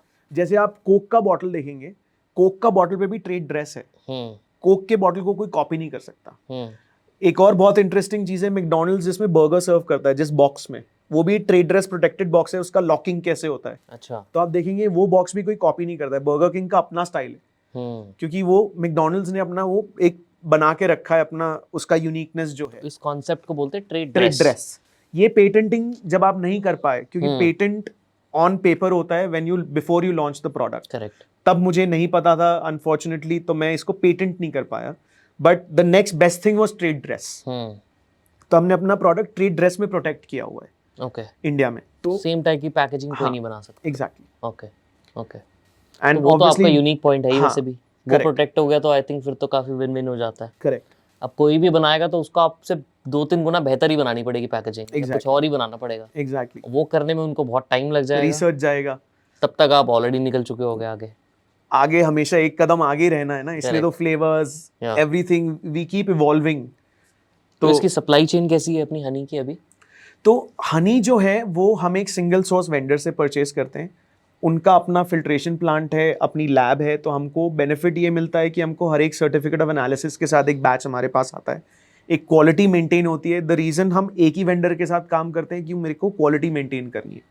मल्टीपल वेंडर्स होंगे तो हम लोग क्वालिटी पे कंट्रोल शायद हमारा ना रह पाए। बट डिपेंडेंसी नहीं बढ़ती एक वेंडर पे ऐसे? डिपेंडेंसी बढ़ती है, बट वी नो कि उनकी कैपेसिटी है। बट रिस्क वाइज एक ही वेंडर पे डिपेंडेंट हो, कल को वो अपनी कंट्रोल या मोनोपोली या कुछ भी नहीं, terms सो dictate इसके लिए करने हमने लगे। क्या किया है, जो हमारे हनी वेंडर हैं, हमने एक स्ट्रेटेजिक मूव किया था और एक बैकवर्ड इंटीग्रेशन किया, and they are also investors in our company. अच्छा। सो उसमें हमको पता है कि हमारा प्रोडक्ट में कॉम्प्रोमाइज नहीं होगा, हमें एक प्राइस बेनिफिट मिला है, और पूरा उनका फैसिलिटी का जैसे लैब चेक्स हो गया, वो भी हम पूरा एक्सप्लॉइट कर सकते हैं for our benefit to make our product better. मतलब कभी जैसे बड़े कंपनीज हैं, आज जैसे हम बड़े कैफेज में हैं, वो एक क्वालिटी ऑडिट करते हैं हमारे साथ, तो हम उनको सोर्स तक ले जा सकते हैं ऑडिट करके, दिखाने के लिए एक कॉन्फिडेंस बने हमारे अंदर कि ये जो भी सप्लाई हो रहा है that is the perfect product. खासकर B2B में ये बहुत अच्छा चलता है। एग्जैक्टली। तो ऑडिट्स जितने होते हैं वो हमारे एंड पे भी होते हैं, and plus sometimes where the honey is source पे जहाँ प्रोड्यूस फिल्टर होता है वहाँ पे भी होते हैं। Right right. तो अभी अगर मैं इंडिया की बात करूँ ओवरऑल, हम कितना हनी कंज्यूम कर लेते होंगे?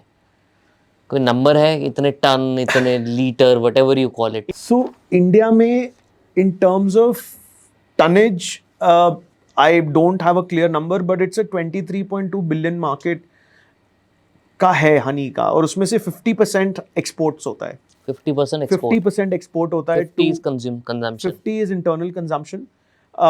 हनी में भी सेगमेंटेशन काफ़ी है, जैसे आर्टिजनल हनी हो गया, जो आपके स्मॉलर ब्रांड्स हैं, फिर मास ब्रांड्स आ जाते हैं, फिर देयर आर डाबर वाबर ये सब। डाबर, सफोला, मतलब ये मास ब्रांड्स में आ गए आपके सारे।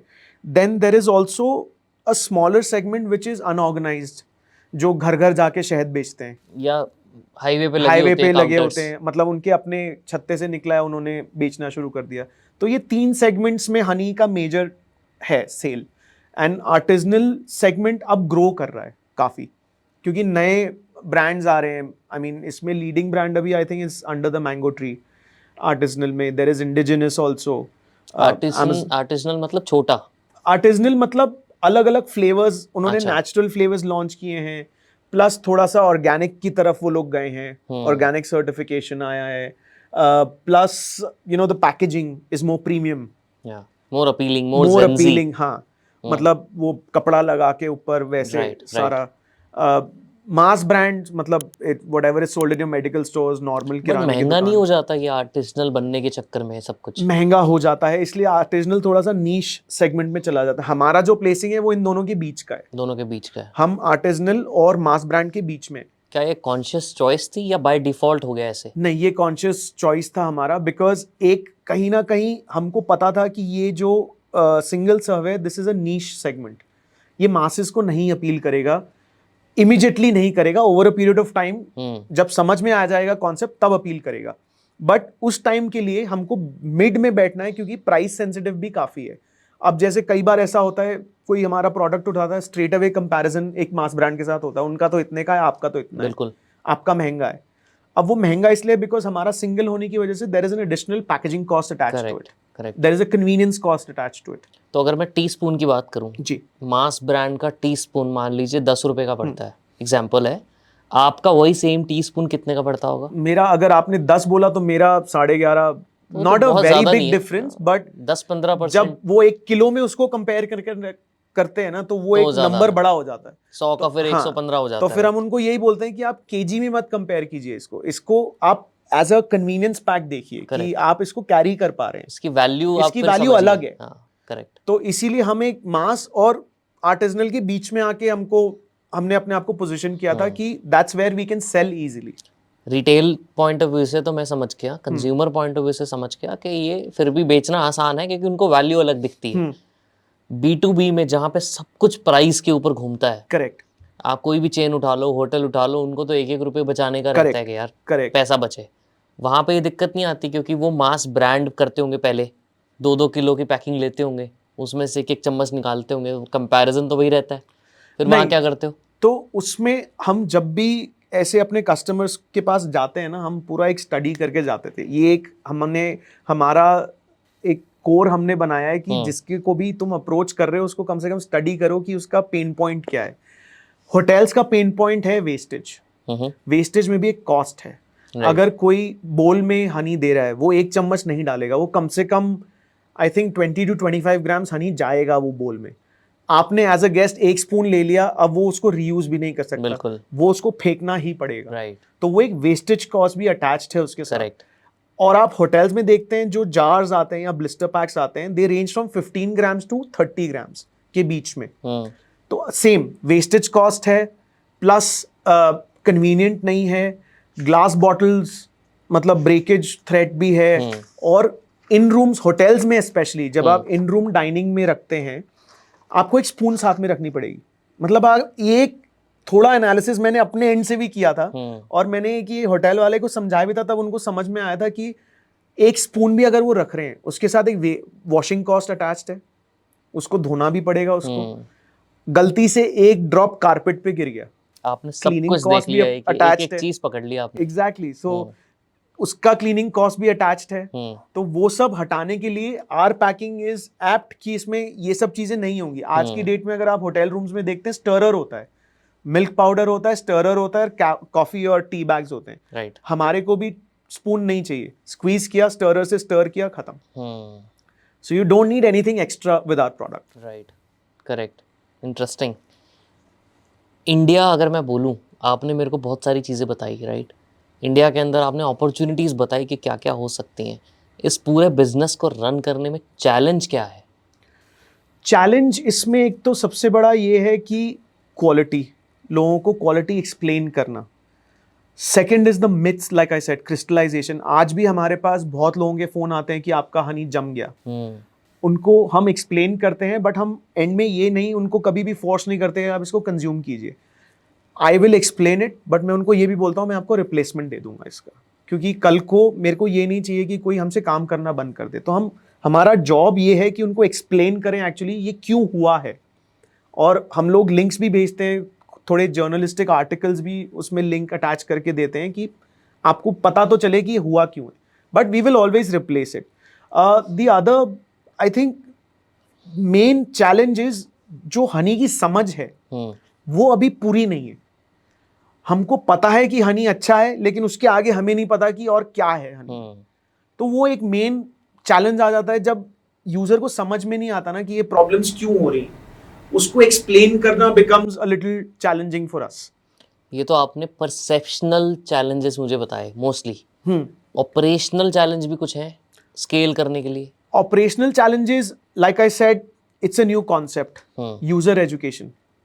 अब उसमें कैसे एजुकेट करें कस्टमर को कि क्यों वो सिंगल सर्व यूज मान लो करे ये सब हो versus- गया, कस्टमर एडुकेटेड हो गया, सब कुछ बहुत बढ़िया है, फिर अब स्केल करना हो तो कोई चैलेंज है?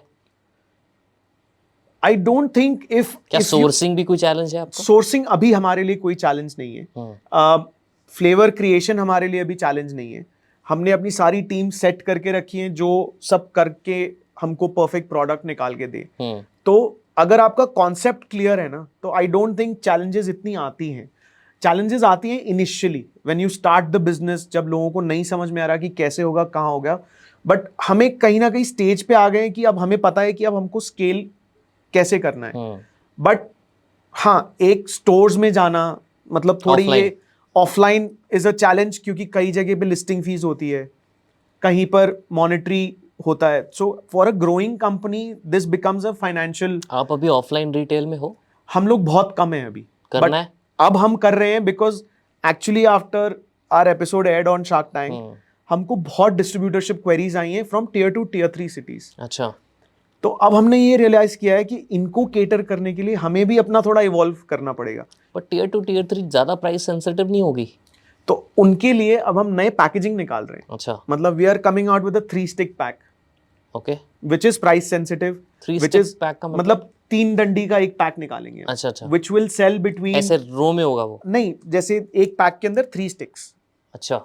सो रहेगा 24 grams honey and it is a quick buy, but compared to a mass brand pricing will be the same, because हमें पता है कि वो पॉकेट में उसका उतना ही पैसा है। एक बहुत अनऑर्गेनाइज सेगमेंट है जो मेरे को मैं बहुत कीन हूं उसको टैप करने के लिए। It is the puja segment, जो अच्छा। पूजा की सामग्री बेचते हैं। ओके, तो बहुत उसमें छोटा है या बहुत बड़ा? बहुत बड़ा अनऑर्गेनाइज सेगमेंट है ये। अच्छा। आप कहीं पे भी जाइए, पूजा की दुकानें जो सामग्री जहाँ बेचती शहद हैं, जाती है, शहद हर पूजा में हर डलता पूजा है, में डलता शादी में डलता है, लेकिन वो करने के लिए लोग 500 ग्राम का बॉटल लेकर और आते हैं, waste होता है। यूज 1 चम्मच करते हैं बिल्कुल। और बाकी फेंकने में जाता है। आप पूजा में एक डंडी लीजिए, डालिए, खत्म कीजिए अपना काम, और क्यों वेस्ट करते हैं दूसरे रिसोर्सेज। तो Right. वो एक सेगमेंट है जो अनऑर्गेनाइज है। मतलब ये अनऑर्गेनाइज सेगमेंट्स को भी हमें थोड़ा सा टैप करके अंदर लाना पड़ेगा और एक सेल्स टीम बना के इनको अच्छे से एक पुश देना पड़ेगा।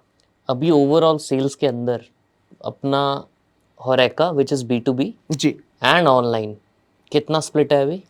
सो होरेका इज रफली round about 60% of our business. Major अभी भी होरेका है, B2B। B2B। अच्छा, अभी कुछ ऐसा स्ट्रैटेजी है कि यार इसको छोटा रखना है या इसको बड़ा करना है, ऐसा भी कुछ है? नहीं, सो अब हम और एक डिवीजन पे ज्यादा फोकस कर रहे हैं, which is Offline. Exports.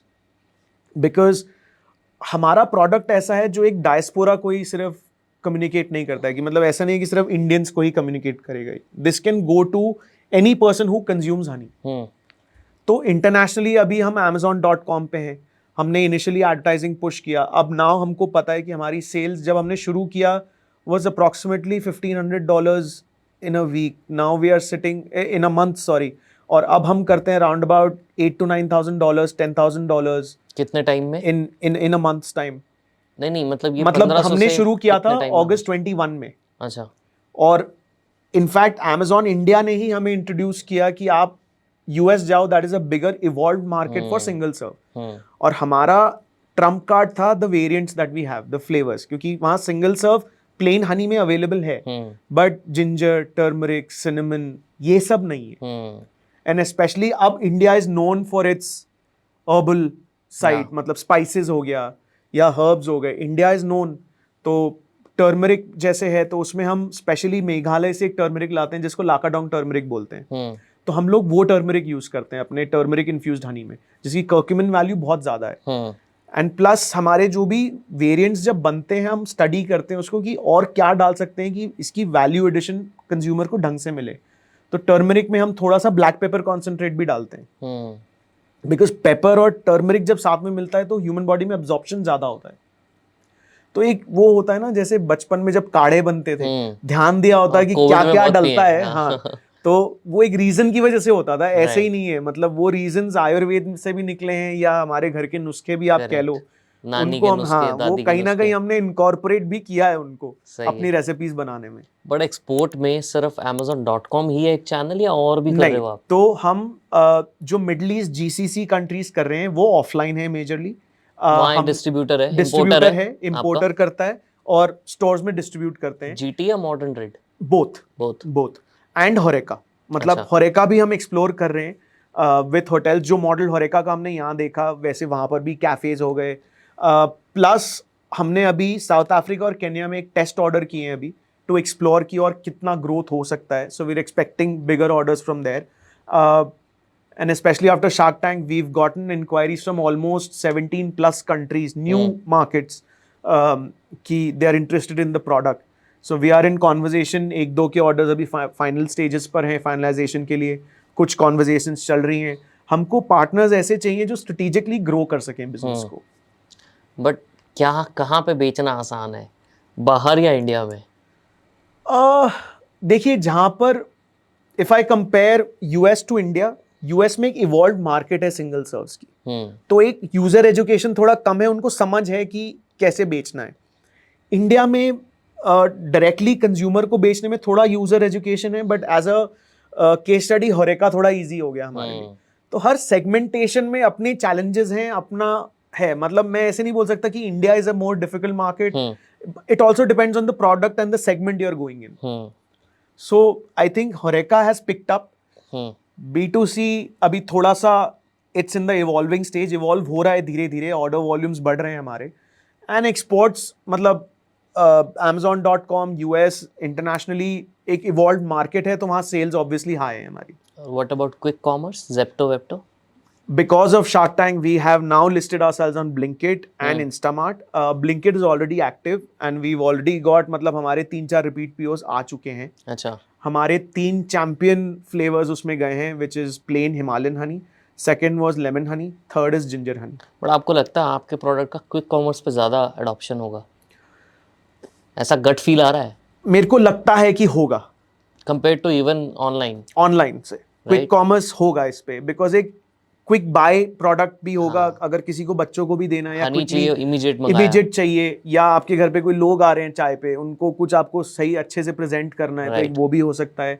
Plus Zepto ने एक वर्टिकल इंट्रोड्यूस किया है, Zepto cafe, in Bombay and Bangalore, where वो मतलब फूड डिलीवरीज में है.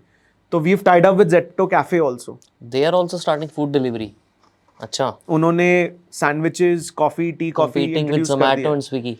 हाँ. ये क्या हो क्या रहा है देश भर में हमारे? कोई भी खाना एक ऐसी चीज है ना जो इवॉल्व होती ही जा रही है. वो यहाँ आ रहे हैं, ये वहाँ जा रहे हैं, सब क्रॉसओवर चल रहा है. क्रॉसओवर हो रहा है. क्रॉसओवर. ज़ेप्टो ने ज़ेप्टो कैफे में तो मतलब आप देखोगे तो सैलड्स, उन्होंने आई थिंक इनिशियली चायोस के साथ टाई अप किया था. अच्छा. टी के लिए flasks, but I don't know अभी वो चायोस कर रहे हैं या अपना ही कर रहे हैं. I am not clear on that. But sandwiches शुरू हो गए, कॉफी, कोल्ड कॉफी, शेक्स, ये सब. And quality is pretty good. मैंने बॉम्बे में ट्राई किया था, इट इज एट पार. सो है. आपने ना एक और लाइन बोली थी जो मैं बहुत पूछना चाह रहा था कि एयरलाइन डिस्ट्रीब्यूशन भी करते हो जी, right? Airlines specifically just because के एक जो ऐसी एडुकेटेड, तो नहीं बोलना एडुकेटेड वर्ड थोड़ा गलत हो जाएगा यूज़ करना, थोड़ा अफोर्डेबिलिटी वाली जो रेंज आ जाती है कि लोग वहाँ पे एक्सपेरिमेंट मोड में होते हैं, थोड़ा पैसा भी है, स्पेंड करने के लिए की हैबिट भी अच्छी है, तो सिर्फ वही रीज़न था या कुछ और भी पोजिशनिंग पॉइंट ऑफ व्यू से रीज़न था? सो एयरलाइन एक मतलब स्पेंड पॉइंट ऑफ व्यू से हम नहीं गए थे. हमने उनको एक यूज़र केस दिया था कि एयरलाइन का सबसे बड़ा कॉस्ट होता है फ्यूल कॉस्ट. फ्यूल ज़्यादा कब लगता है? जब वेट ज़्यादा होता है एयरक्राफ्ट में. अब एयरक्राफ्ट में 1-1 किलो मायने रखता है. जब आप बैगेज चेक इन करते हैं, आपको मालूम है एक वेट के बाद वो आपसे एक्सेस बैगेज लेते हैं. तो जब फूड ऑन बोर्ड होता है, पहले बहुत से एयरक्राफ्ट क्या कर रहे थे, ग्लास बॉटल्स अभी भी लेते हैं मतलब बिजनेस के लिए. जब हमने अपना प्रोडक्ट दिखाया, क्लियरेंस ईजी है, स्टोरेज ईजी है, ग्लास थ्रेट नहीं है. अगर टूट जाता है एयरलाइन में, अगर किसी को चोट लग जाती है, हमारा प्रोडक्ट थ्रेट नहीं है. हमारा प्रोडक्ट इजीली डिस्पोज हो जाता है. एयर होस्टेसेस या फ्लाइट क्रू को क्लीन करना इजी है, और मेन चीज़ है इसका वेट नहीं है. तो ये इजीली स्टोर भी हो जाता है कहीं पर भी, एक छोटे से कंपार्टमेंट में आप. तो इट इज नॉट सेल्स के लिए नहीं है एयरलाइन में, आप वो नहीं करते. It is usability also. Usability, but mainly usability या सेल्स. सो हम लोग गो एयर में थे, जो टी के साथ कॉम्प्लीमेंट्री वो लोग देते थे. स्पाइस जेट में भी हमने लॉन्च किया था, जिसमें ग्रीन टी किट निकाली थी उन्होंने, विच वॉज 100 रुपीज़, जिसमें एक हमारा हनी का स्टिक और एक ग्रीन टी होता था. अनफॉर्चुनेटली वो डिसकंटिन्यू कर दिया, उनके अपने रीजंस थे. अभी हमारा जो स्टेबल एयरलाइन है which is doing very well is Vistara. Vistara में ये बिजनेस और प्रीमियर इकोनॉमी में सर्व किया जाता है ऑन डिमांड। जब भी गेस्ट को हनी चाहिए एज अ कॉन्डिमेंट या कुछ भी ऊपर ब्रेकफास्ट फ्लाइट्स में ऊपर से डालने के लिए, तो दे सर्व आवर हनी। पहले ये लोग ग्लास बॉटल्स देते थे because of weight, again like I said that was a big factor, storage. क्योंकि जब एक एयरक्राफ्ट एक डेस्टिनेशन अपने ओरिजिन डेस्टिनेशन से कहीं और जाता है, वो टू एंड फ्रो का सामान लेके जाता है, तो उसको रिप्लेनिश करना भी एक कॉस्ट होता है। तो it is easier for our product to go to and fro and come back. Right, correct. बहुत सारी और चीज़ें हैं जो पूछनी है। पहला तो मुझे समझना है कि मार्जिन्स क्या हैं आपके बिजनेस के। अगर हनी आप 100 रुपये की बॉटल बेच रहे हो, क्या ग्रॉस मार्जिन्स रहते हैं, क्या क्या कॉस्ट एसोसिएटेड है? So gross is approximately 40% on our product margins wise. Of course there are distributor margins, there are store margins, तो ये फॉलो करता ही है। होरेका में मार्जिन्स अलग हो जाते हैं। होरेका में हमारे बैंड्स हैं वॉल्यूम के हिसाब से, मतलब higher the volume better the price. But एक पॉइंट है कि जिसके नीचे हम नहीं जाते। Right, obviously major strategic partners get a better pricing like Chai Point because their volumes are very high with us in month में। Starbucks हो गया, ये सब इनके volumes बहुत high हैं, तो इनका margin retail से थोड़ा अलग हो जाता है। And होरेका में आपको मालूम है it's all about bulk packaging। बिल्कुल। तो उसमें आपको एक तो इतना fancy packaging भी बनाने की जरूरत नहीं है। Correct. Because it's mainly for kitchen use, guest को दिखता नहीं है। But हम और एक चीज़ होरेका में करते हैं which is co-branding।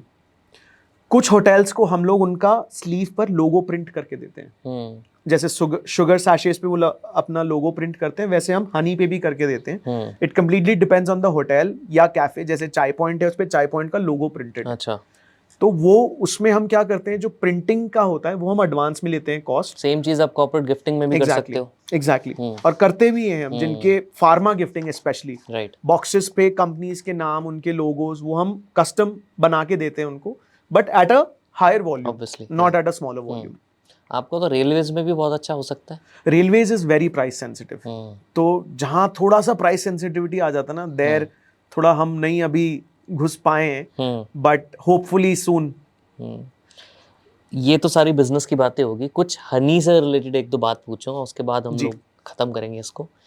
एक तो जो मैंने पढ़ा था वो ये था कि यार बीज की प्रोडक्शन बहुत कम हो रही है, या बीज की खुद की पॉपुलेशन ऐसा हो गया कि एक्सटेंशन लेवल पे आ चुकी है। जी, ये हो सकता है मेरा गलत पढ़ना हो, बट आपसे समझना चाहूँगा कि ऐसा सच में कुछ हो रहा है क्या? नहीं, ऐसा है। So there are certain diseases जो बीज को पूरी हाइव्स को जब लग जाता है तो पूरी हाइव्स खत्म हो जाती हैं। एक 2008 या 10 में एक आया था, कॉलोनी डिसऑर्डर हुए थे काफ़ी, मेजरली यूके में हुआ था ये। वहाँ पूरी पूरी हाइव्स एक साथ डिस्ट्रॉय हो गई थी because of these bacterial infections। थोड़ा सा अब everyone is taking initiative कि कैसे इनको हम ठीक करें, मेडिसिनल लाइक एंटीबायोटिक्स ना देकर कुछ नेचुरल रेमेडीज जिनसे बीज हेल्दी हो सके वापस। How do you give antibiotics to bees? Spray करते हैं। अच्छा, तो एंटीबायोटिक का सोल्यूशन बना, नहीं, टीका तो कैसे सोल्यूशन बना के हाइस के ऊपर स्प्रे करते था मेरा। नहीं, so antibiotic is also a big problem in food chain. जैसे आजकल अब अगर आप मीट देखोगे तो सब एडवर्टाइज करते हैं एंटीबायोटिक फ्री मीट। करेक्ट। ये इसलिए होता है क्योंकि फीड किया जाता है या स्प्रे किया जाता है टू मेक देम हेल्दियर या यील्ड बढ़ाने के लिए। तो उससे क्या होता है, एंटीबायोटिक्स के स्ट्रेन्स हमारे बॉडी में भी आने शुरू हो जाते हैं और हमको एंटीबायोटिक्स फिर हम पे असर नहीं करती। वो एंटीबायोटिक रेजिस्टेंस हो जाते हैं हम लोग। तो वो एक बहुत बड़ा प्रॉब्लम है फूड चेन में भी। तो हम लोग एजुकेट करते हैं बी कीपर्स को कि ये सब ना करें, नेचुरल रेमेडीज यूज करें, जैसे नीम है या you know all these herbal plants जो नोन है फॉर डिजीज फाइटिंग। तो that helps in controlling the bee population also. One of the biggest reasons is deforestation. तो वो एक कॉस्ट है अनफॉर्चुनेट, जो इसको आप बोल दीजिए मतलब इंफ्रास्ट्रक्चरल एडवांसमेंट के लिए हम एक वो बहुत डेयर प्राइस देते हैं कि डिफॉरेस्टेशन हो रहा है या वो हट रहा है। बट वेट आई मीन सब lot of different bodies are fighting कि इसको ठीक रखें। In fact even government of India ने last year was I think the बी it was the honey year that they had announced। मैं उसका वर्ड भूल गया स्पेसिफिक, बट एक आंदोलन के टाइप पे उन्होंने निकाला था. So there are bodies also which are forming, government भी सब्सिडीज दे रही है, बी फार्मिंग एजुकेशन हो रहा है. प्लस यू नो, जब एज अ कंज्यूमर आप एक डिमांड करते हैं कि हमको अच्छा प्रोडक्ट चाहिए, तो even the producer is forced to produce a good product for you. तो वो कॉस्ट कटिंग कहीं ना कहीं छटने लगती है. तो एज अ कंज्यूमर हम लोग यही बोलते हैं कि आप please you demand for a good product, so that उनको भी कुछ बेनिफिट मिले एज अ बी कीपर, ताकि उनको भी यील्ड अच्छा मिले और आगे तक वैसे सप्लाई चेन में पूरा ढंग का प्रोडक्ट रहे. क्या बी कीपर या beekeeping as a profession, क्या अभी बहुत अच्छा है वो प्रोफेशन, या अभी थोड़ा नीचे इंडिया जा रहा में है? सैडली अनऑर्गेनाइज्ड है, बट बढ़ रहा है. सो अ लॉट ऑफ, मेरे पास काफ़ी फ़ोन्स या लोग मिलने भी आते हैं कि हमारे पास इतनी लैंड है, हमें हनी प्रोडक्शन शुरू करना है. तो मैं उनको यही सजेस्ट करता हूँ कि आप कीजिए. एक तो ये आपका क्रॉस पॉलिनेशन की वजह से क्रॉप्स का यील्ड भी अच्छा होगा. अगर आप आजकल बहुत लोग आप देखेंगे कि are going back to farming, you know, exotic vegetables और ये का फार्मिंग अभी एकदम बूम हो रहा है फिर से. तो उसमें अगर बी कीपिंग के 1-2 डब्बे भी अगर वो लगा लेते हैं, तो उनका क्रॉस पॉलिनेशन भी उनको मिलेगा, यील्ड भी अच्छा होगा, प्लस हनी भी निकलेगा उसमें घर से. पे तो नहीं बना सकते हम शायद?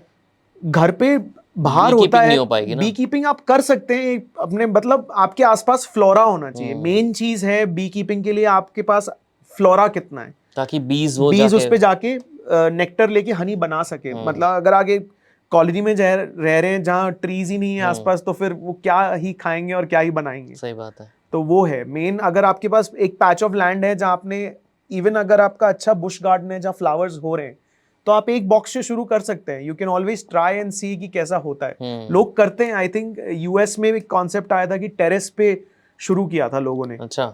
अपने टेरेस पे एक एक बी हाइव का बॉक्स रखते थे, एंड प्लस उसमें ट्रेनिंग भी चाहिए होती है कि how to handle the bees. ऐसे ही नहीं कि आप रोज बेचारे बीज ने काट लिया आपको, तो सही बात है. That is also not good. Protective थोड़ा सा गियर भी ट्रेनिंग, होना हाँ, चाहिए. थोड़ा ट्रेनिंग, प्रोटेक्टिव गियर, ये सब भी इन्वॉल्वमेंट रहेगा तो अच्छा है. सही है. बहुत मज़ा आया आपसे बात करके. बहुत सारी चीज़ें मेरे को लगता है अभी तो और भी पूछ सकते हैं, बट एक लास्ट रैपिड फायर राउंड करूंगा फटाफट से, श्योर. जिसमें बहुत जल्दी कुछ क्वेश्चंस पूछूंगा, जो आपके माइंड में आए फटाफट से आंसर करना है. डन. अगर कोई मूवी टाइटल में आपको अपने आप को डिस्क्राइब करना हो, तो कोई मूवी टाइटल हो सकता है? The sweet king. The sweet king. Ashneer Grover या अंकुर वारिको, किसकी फिलॉसफी से ज़्यादा रिलेट करते हो आप? अंकुर वारिको. अंकुर वारिको. फेम, मनी या पावर? All three. नहीं, एक एक लेनी पड़ेगी, ऐसे तो फिर गेम पलट जाती है. I think with fame you can get the other two if you use it properly. Yeah sounds fair. दो फाउंडर जो आपके साथ एक आइलैंड पे स्टक हो जाएं, कौन चाहोगे आप? The two co-founders I have right now. अच्छा. कोई और इसके अलावा ऑप्शन मिले तो? I have not thought about it actually, because काफी चीजें चेक करनी पड़ेंगी. टेम्परामेंट बोलने को बोल दूंगा, फिर लड़ाई हो गई, फिर प्रॉब्लम हो जाएगा ना. अगर आज $1 मिलियन दे दिए जाएं तो क्या करोगे? आई थिंक थोड़ा अपने लिए बचाऊंगा, और a bigger chunk of it business growth में. बिजनेस छोड़ दो, पर्सनल पे करना हो तो क्या पर्सनल पे ही करना है तो I think travel the world, okay, eat good food. That's it. These are the two vices जिसको बोल सकते हैं कि अच्छा खाना और नई जगह देखना. ये दो चीजें मुझे बहुत पसंद है, और लोगों से मिलना. सही है. कोई ऐसी चीज जिस पे आपने पैसा खर्च किया और रिग्रेट हुआ हो बाद में? बहुत सारी है. कोई मेजर एक ऐसी? बहुत सारी है. इम्पल्स बायज हो जाते हैं आजकल ऑनलाइन स्पेशली. कुछ देखा, अरे ये तो अच्छा है, खटाक से खरीद लिया, फिर थोड़े दिन बाद स्ट्राइक होता है क्यों लिया. Out of all the sharks, favourite shark? I think एक नाम लेना है लेकिन. मुझे अमन बहुत पसंद है, बट अनफॉर्चुनेटली उनका हमने डील नहीं लिया क्योंकि वैल्यूएशन जो गेम था वो नहीं बैठा. क्यों पसंद है? But as a shark, Aman has built a great B2C brand boat out of nowhere to a global brand. And somewhere Honey Twigs में भी हमारा यही philosophy है that we want to become a global brand from India. So we are very close in our thinking compared to boat. From being an Indian brand going global, we also want to become an Indian brand going global. Last question. आप एक successful entrepreneur word सुनते हो, कौन आपके mind में आता है? That's a very tough question actually, क्योंकि सक्सेस की डेफिनेशन सबकी अलग होती है. तो सक्सेसफुल एंटरप्रेन्योर मतलब I think entrepreneurs keep striving. वो एक लेवल पे आके अगर रुक जाते तो वो एंटरप्रेन्योर नहीं कहलाते फिर. तो रुकना है ही नहीं एंटरप्रेन्योर को. We have to keep going. So I don't think there is a name that will come, because अगर जो सच्चा एंटरप्रेन्योर है वो कुछ ना कुछ करता ही रहेगा. Correct, that's So true. they will be climbing more stairs and more success will come their way. बहुत मजा आया मुझे बात करके. I am Thank you very sure much. Audience को काफ़ी कुछ सीखने को मिलेगा regarding this business. Although there were so many things जो हम और भी बात कर सकते थे. मे बी एक और राउंड ऑफ डिस्कशंस करेंगे later Sure, on. anytime. But काफ़ी क्रेजी था, बहुत अच्छा Thank लगा. you. And thank you for being here. Thank you so much. Thank you for having me.